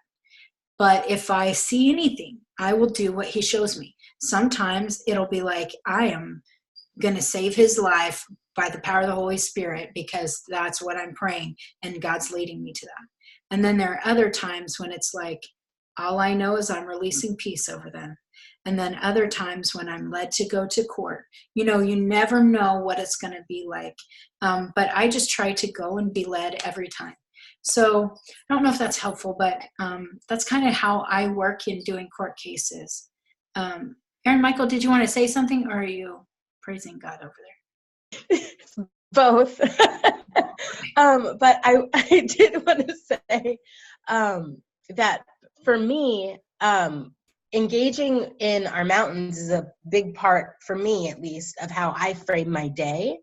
And I don't do it as often as I should, but it's something that the Lord's kind of showing me that I need to be doing daily. And then the part about court cases, for me, what I do, and this was something that really increased my level of intimacy with the Lord, was I daily was asking him to search my heart. I was daily saying, like, if there is anything there, Lord, that needs to be addressed. And it was because I was in a season of a lot of persecution and a lot of accusations. So I was like, okay, if all these people are saying this stuff, is there something there I'm missing? So I was constantly asking him to search my heart. And there were times where he would say, actually, yeah, there is a little bit of pride right here, so let's address that. And so then I would go to court. But then other times I would do it and he would say, baby girl, it's okay. I got you. It's okay. It's just, that's their thing. And then in that, what I would do is then I would then go and release blessing and peace over them. So depending on like the season you're in and what he's doing through you, it all just boils down to constantly seeking him. And like Christine was saying, asking him, where do you want to take me? Where do you want me to go? What do you want me to do today? So that's all. True. Good. Thank you. Mita said, is it all right to teach others? When are you coming to South Africa? Okay, so I'll just say, according to Ephesians 4, talks about that there are apostles, prophets, evangelists, shepherds, and teachers all should have Jesus as the head, and all of them working together until they come to the full maturity, where you aren't tossed to and fro from every wind of doctrine. And so, anyway, I do know that there is a time when we need to be taught. That's something that God empowers people to do. It says it's a spiritual gift in the book of 1 Corinthians chapter 13 and chapter 12 and 14, I should say. Those chapters talk about the spiritual gifts that have to do with that. Even in Romans chapter 12, it talks about the gifts of the Spirit that have to do with teaching. But I will tell you this, I'm very, very careful about how I, quote, teach, okay? Because I don't believe that I should be over anybody else. I believe that Jesus is our rabbi and that he's the one who should be leading us all. And so, in fact, I always tell people the secret of my mentoring group is that I'm really trying to help everyone learn how to have Jesus as their mentor, because that is the key. It's really not about people coming to me for their help. It's about people going to him for their help. And so when I teach about these things, I'm actually, if you notice, I mean, someone told me I'm not really even teaching at all. I'm really just giving testimony. I would agree. I mean, most of the time, I'm pretty much just giving testimony about how God works and what he has done and what is possible for the body. There are certain things that he has told me is important that I need to establish, just like how he told me I need to establish kingdom order in the earth. So I'm going to tell you exactly what he has shown me is kingdom order and that it needs to be established. But when the day ends, I want more for you to listen to him than to listen to me. And so I certainly hope that everyone will test everything that I have said, because I am still going from precept upon precept, glory to glory, just like everybody else. And so you should never go, well, this teacher said this. Okay, quit saying that kind of stuff. It doesn't edify anybody. You need to just go, well, Jesus has shown me this. And so that's what I'm going to do. You need to be confident in your relationship with the Lord. If you're not confident in that, that's why we have each other, to help each other grow into a deeper relationship together so that we can have confidence in who we are and who he is in us. And so anyway, I just say all that to say, I hope everyone goes and tests every single thing I say. You know, I'll just say this. I've talked a little bit today about this. I don't like spending a lot of time talking about this, but, you know, if you see my videos on YouTube, there are several videos with some pretty hateful comments on them. And I don't take them down, because what I do is I have prayed about this, and I really feel like I want people to go and read that and question it. I want people to go and say, really? Is she working in witchcraft? Because what you do is you go to the Lord about it. And that's what I want, is for people to go. I know I'm not working in witchcraft. Goodness, I wouldn't be doing this if I thought I was. But I want people to go and test it, because I know God will show you the truth. I know for a fact God will show you my heart, and he will show you the truth of what he has for you. And there have been many times when I've listened to speakers and I'm like, well, that little part was a load of crap, but the rest of it was awesome. So I'm going to take the awesome and I'm going to push out the other part. And I don't hate the person because they said one thing that was off. I take what they have, and I'm thankful that they have given me something to grow from. And so that's how I personally function, and I hope everybody will function like that, just because I know that God has important things for us. And if you get even a nugget of something that creates a seed that will sprout something beautiful, I will be excited. So anyway, if you have any testimony about how God is working in you and how you're growing and moving forward, I love hearing that stuff, and so does everybody else. So post it on that the Intro to Engaging Heaven Facebook page, and show your experiences that you're having. Or, you know, that stuff encourages us all. It helps us all have more faith in God for what he's doing. So please share your experiences. It will be wonderful and a blessing to everybody. So anyway, yes, Aaron Michael. And also, I wanted to say, if there's anything you have questions about, feel free to ask either in private message, or actually what I personally think might even be better would be on the Facebook group. Because what happens a lot of the time is, you know, different people deal with different insecurities. And so what will happen is there'll be like 7 people that will all have the same question, but they'll be like, man, that's a silly question. You know, I don't want to ask that. And then one person is like, okay, I have a really dumb question, and then they ask the question and 7 people are like, I was thinking the same thing, because it's actually not a stupid question at all. That's a lie straight from the pit of hell that's actually trying to keep you from the revelation the Lord's wanting to release. And so when those things come up, understand that we all love you and we all want to support and encourage you.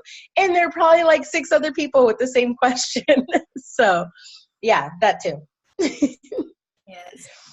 Okay. And I ask questions too all the time. Like I go, I travel, I teach, I mentor, I do all this stuff. And sometimes I'll be like, what about this? And I will ask a question, because to me, asking a question doesn't mean that I'm like, oh, I'm inferior. It just means like, oh, hey, I have a question.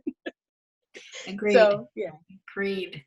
All right. Well, okay. So I did see that Felicia had a question about how you deal with witchcraft in the courts. I'm going to be super fast, 1 minute answer on this, because I really want us to engage. That's like the most important part. I will say this. If you have witchcraft in your family line, and that has been a part of what you have dealt with, then for sure you need to deal with that in the courts by just repenting yourself of basically taking on their sin as your own, because you have it in your bloodline. So that's something that you'll need to deal with to cut that off. There can be many different things attached to that. So for instance, it could be making blood covenants, or it could be sacrificing to idols, or, you know, who knows? Okay. There's all sorts of stuff that has to do with witchcraft. So ask the accusers to come into the courts that are attached to that, and ask for all of them to give any legal rights. Do that. That's the best way to deal with it in the courts. Most of the time, for people like me, I don't have witchcraft in my bloodline.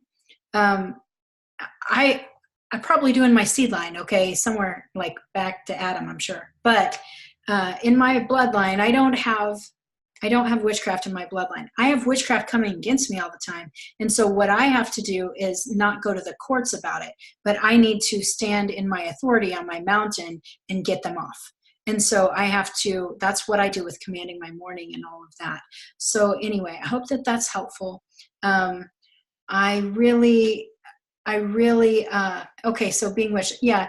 So basically, when people are coming against you with that, you still, if you have a legal right in your bloodline, they're going to still be able to do it. So that's why you need to, anything you have in common. Okay, I've come across people who are really struggling with one thing, and if I have that same demon at work in me, because the sins of the father passed down from generation to generation, if I still have that at work in me, I'm going to be attacked majorly by that demon that I'm trying to help somebody else with. And so I have to know that I need to repent of my stuff before I can get to theirs. And so the same with you and witchcraft. That's what I would recommend. Okay, that was like 2 minutes. I'm sorry. Let's engage, all right? I'm going to engage the timeline just so that we can have an increased amount of engaging time. If anyone else feels led to do that too, okay? So I'm going to turn off my video. Please put in the chat box anything you want to share that you are experiencing. The more we share, the more we get out of it. So please share what you're experiencing today. Oh, Jesus, thank you so much for loving us and for giving us each other and for really leading us into more of what you have for us. We just commit our imaginations to you, ask you to sanctify it, and we also just want to ask that your blood completely put a covering over this whole experience, so that no one will be able to penetrate this, and nothing that the enemy has planned for us will prosper. Thank you, Lord. Oh, we just want you to lead us wherever you want us to go. And I just see us stepping through the veil.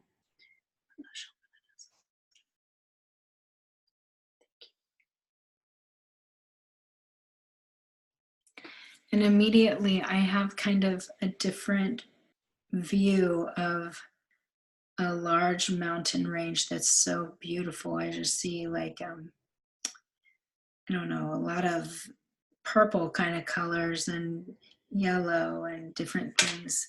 I don't usually see like this. I see like the sun's in the back is what it looks like. I guess I don't know if it's the sun, but anyway, it has those colors in the sky behind it. Thank you, Lord.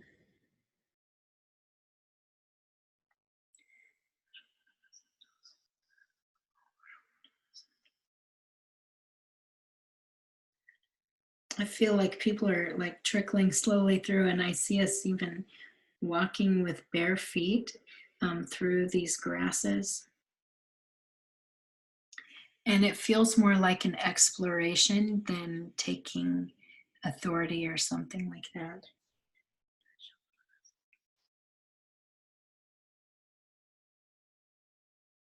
Wow. Oh, he just was showing me like I'm showing you all that I have for you and how the kingdom goes on and on and on. Thank you, Lord.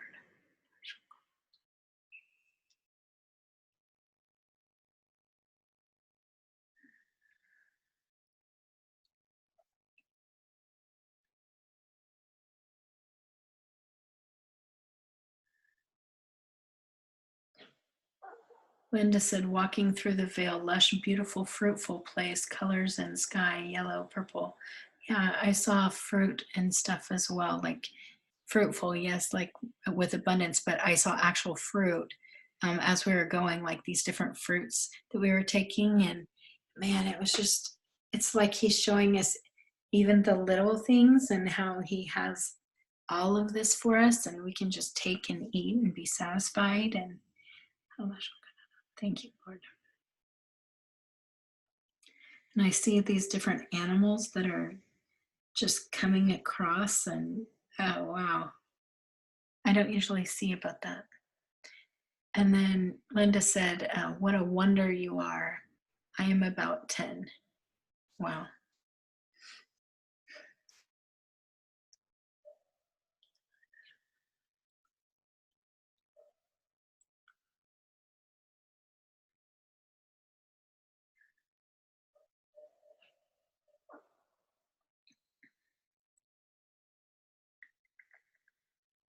Aaron Michael says, I feel warm water like a waterfall pouring over my head.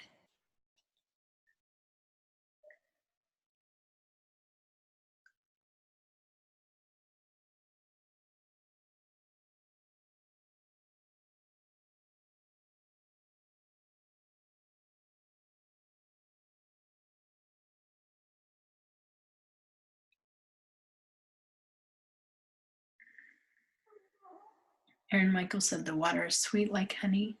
Linda said, I see Jesus and he is speaking to me about time.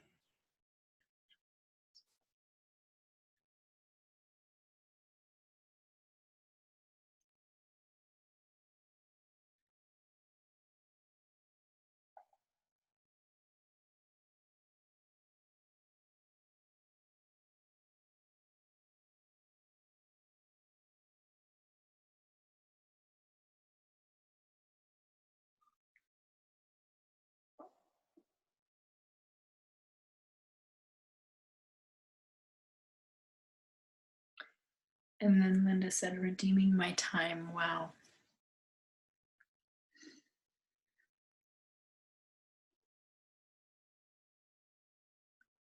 I saw a couple people who were led to ride to some of these animals. Like there's one that kind of looks like an elk or something.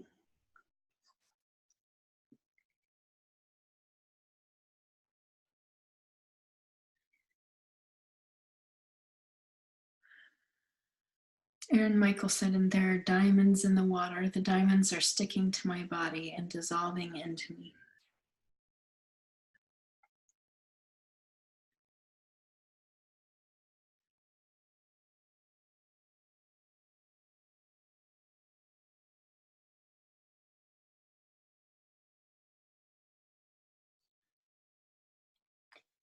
Linda said, he has pleasures forevermore. I will experience all he has for me and more to come.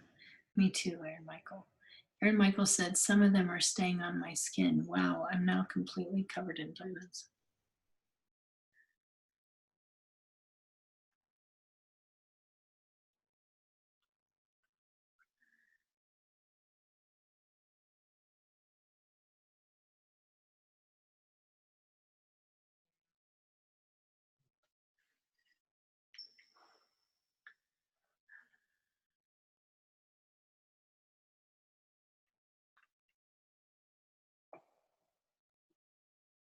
I just saw myself laying down in the grass, and then I don't really know who did this, if it was Jesus or somebody else, but I had two different stones like put in my hands, one in each hand. And I mean, like, placed in my hands, but pushed into my hands. So not like just given to me.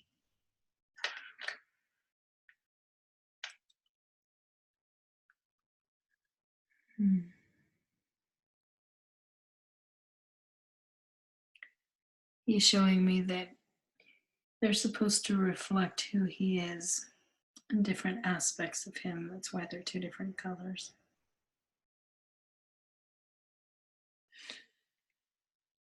Aaron Michael said, oh, wow. I started spinning and then started floating and then shot high up into the sky, twirling high, high, high up as a bright beam.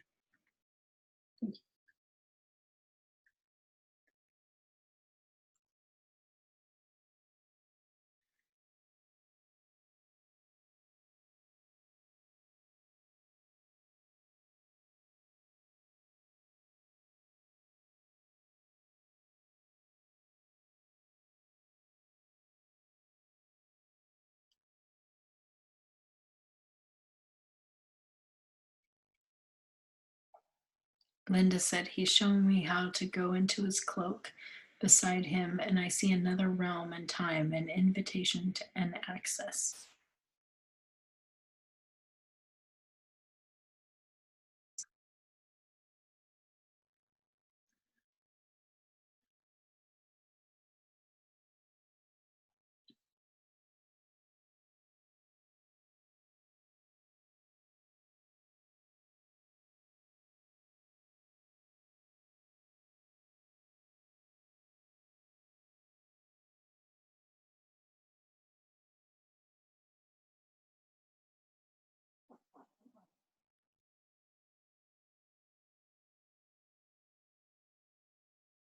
Stephanie said, my chest hurts if someone could pray.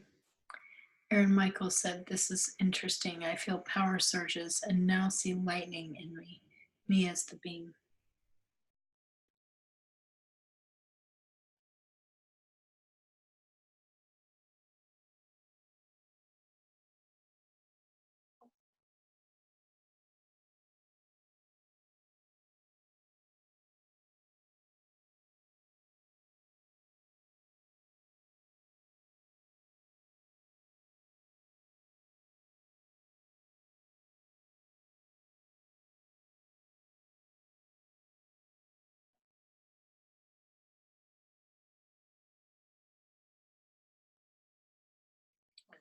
Linda said, now I'm going up fast. I'm blurry lower half, but like a drawing with many colors, speeds going through time.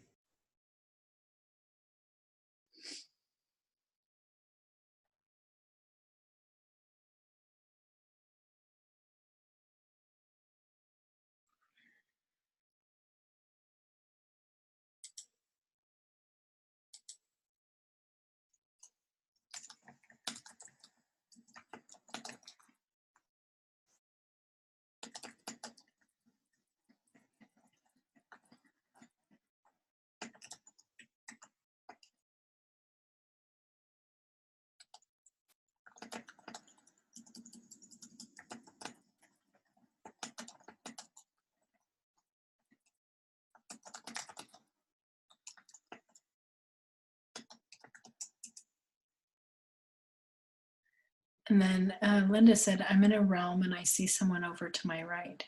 Aaron Michael said, I'm seeing diamonds in my house in the natural realm, like falling in the air.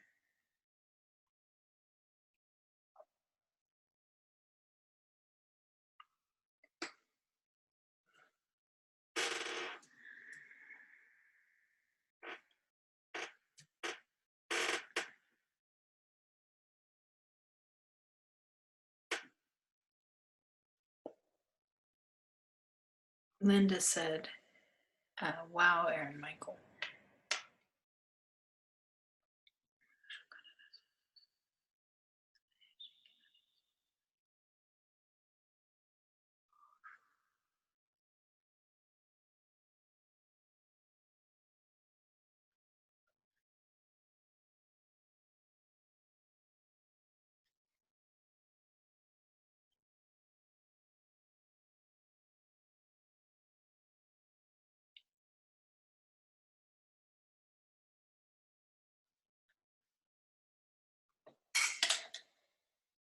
Stephanie said, I see a waterfall and behind it is light when going under it.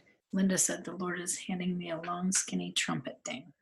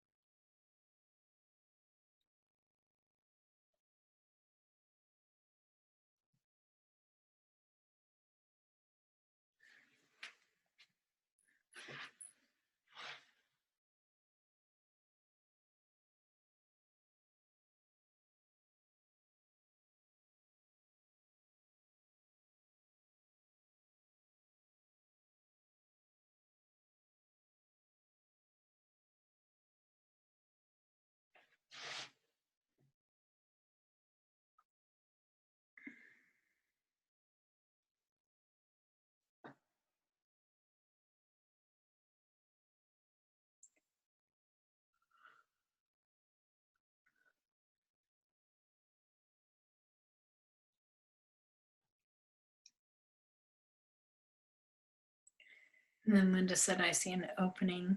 He says, blow it over the earth.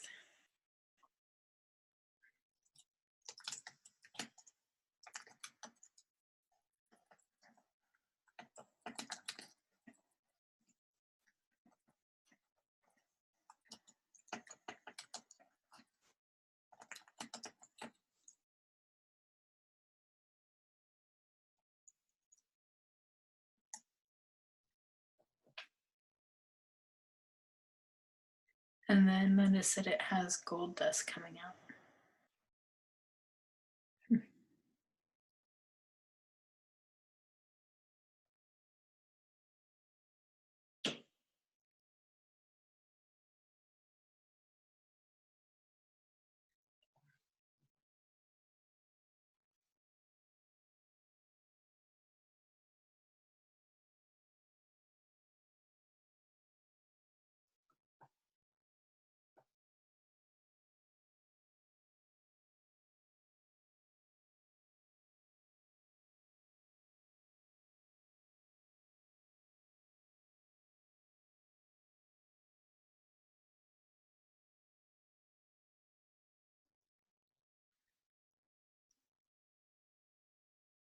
Aaron Michael said, I feel a power surge, like literally in my esophagus, and see fire and ice coming out of my mouth.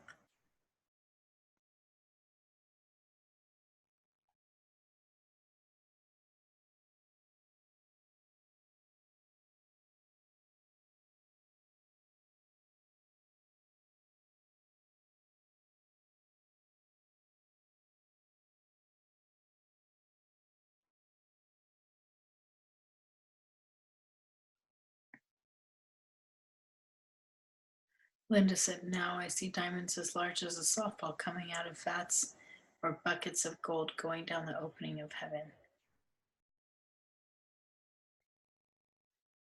I just saw, Felicia, you had this big belt on with this tiny strap sort of thing that went and connected you to these two other sisters who are here, Mita and Benji.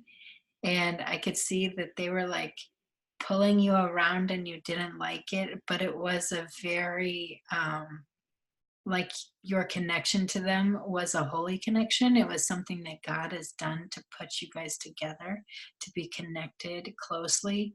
And so, even though I guess I got the feeling like, even though sometimes it's hard and difficult, it's really important that you guys know that you're connected in the spirit by Him.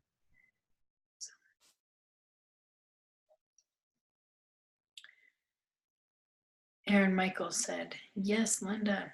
And Linda said, "I have seen you each time you speak, but in heaven." Cool.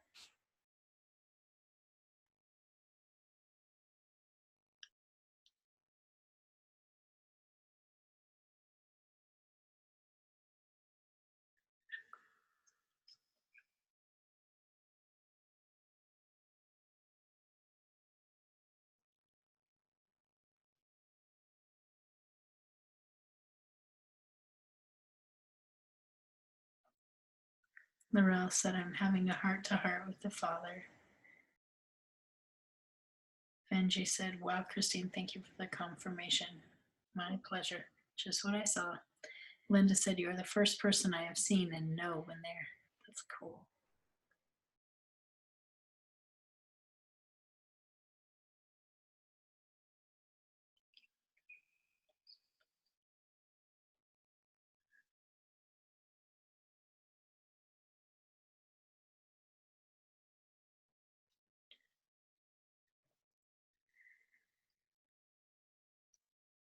Jesus, thank you so much for all of this.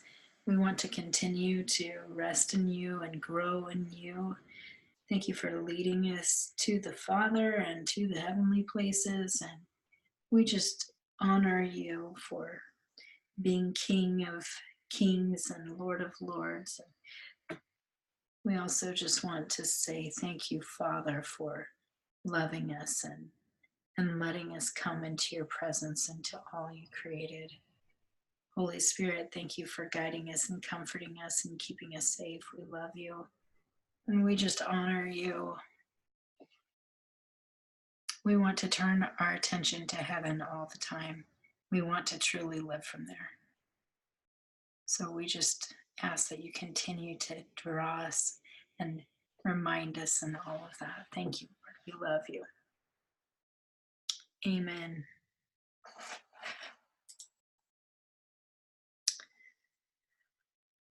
All right. Well, you guys, it is already 3:07 here in the States in Central Time Zone. But I want to just encourage everybody. It has been a great time being with you guys. And I want to give you just a couple other things to hopefully you'll put it on your calendar. But October 11th through the 13th, we're going to have a big Engaging Heaven conference here in Wichita, Kansas, and we are hoping that it will be, I know it will be a worldwide conference because we already have people who are planning to come from other countries, other states. It'll be great. So please come if you can. Hopefully we give you enough time to save money to be able to come.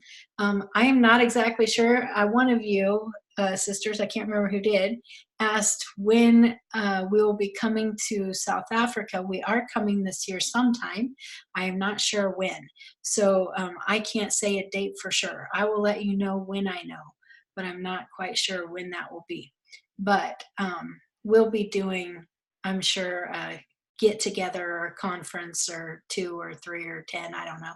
Anyway, when we're there. So anyway, hopefully we will be able to, I know we'll be able to connect with all of you there. It will be wonderful. So what month is that? That is October that we are having it here. So please put that on your calendars. It'll be great. We can all connect with each other. That's kind of the important part. It will be focused on healing. So it will be physical, emotional, and spiritual healing. We'll have different people who are really gifted in different areas that will be able to speak, and we'll have breakout sessions and all of that. It's going to be wonderful. It's called Refresh. So hopefully it will be a time where you get to just come and be refreshed. So anyway, it will be wonderful. Also, we are doing something that I don't know if you want to move forward. Like I said, you can join the mentoring group if you'd like. I'll put that link on there later. We also have started doing something called Kingdom Builders, that if you want to partner with us in the ministry, we are trying to resource the body and really equip the body with what they need, and also just receive all that we need as well. So basically, you can go to, here, I'll put it here, kingdombuilders.thesourcewichita.com. And hold on, autocorrect likes to make it not work for me. Anyway, there you go. Anyway, if you want to go there, we have basically, if you want to partner with us financially, we will partner with you spiritually. Okay, we're already pretty much partnering with you spiritually by doing this, right?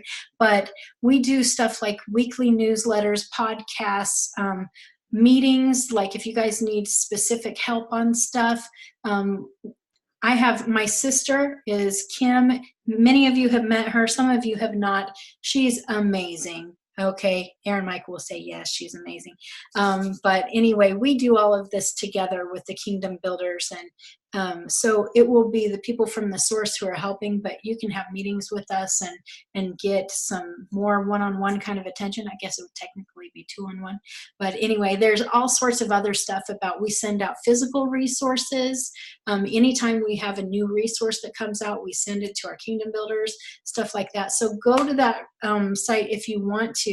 If you feel led to partner with us, it can be like, even at $5 a month, you can be a part of the getting the weekly newsletters and stuff, which I do teachings on that. So I write an article every week, and then we also have spiritual climate updates and other stuff that has to do with growing in your walk with the Lord. So anyway, just putting that out there. If you guys feel like you want to partner with us, go there and you can do that.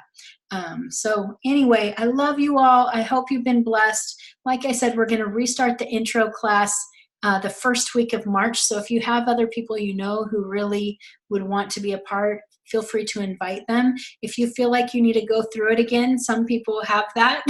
Feel free to do it. You're welcome to do it, 2 times, 10 times, however many as you need to. So anyway, I hope I will stay connected with all of you. Please, please do. All right. We love you so much. I'll talk to you soon. All right, here, I'll unmute and you can say goodbye, okay? Oh, Bye-bye. goodbye, everybody. Love you guys. Bye. Feel like family. Aw. Yes, I totally agree. Mm. Love you guys. Yeah. All right. Bye. Happy Valentine's Day. Happy Valentine's Day. Happy Valentine's Day. Happy Valentine's.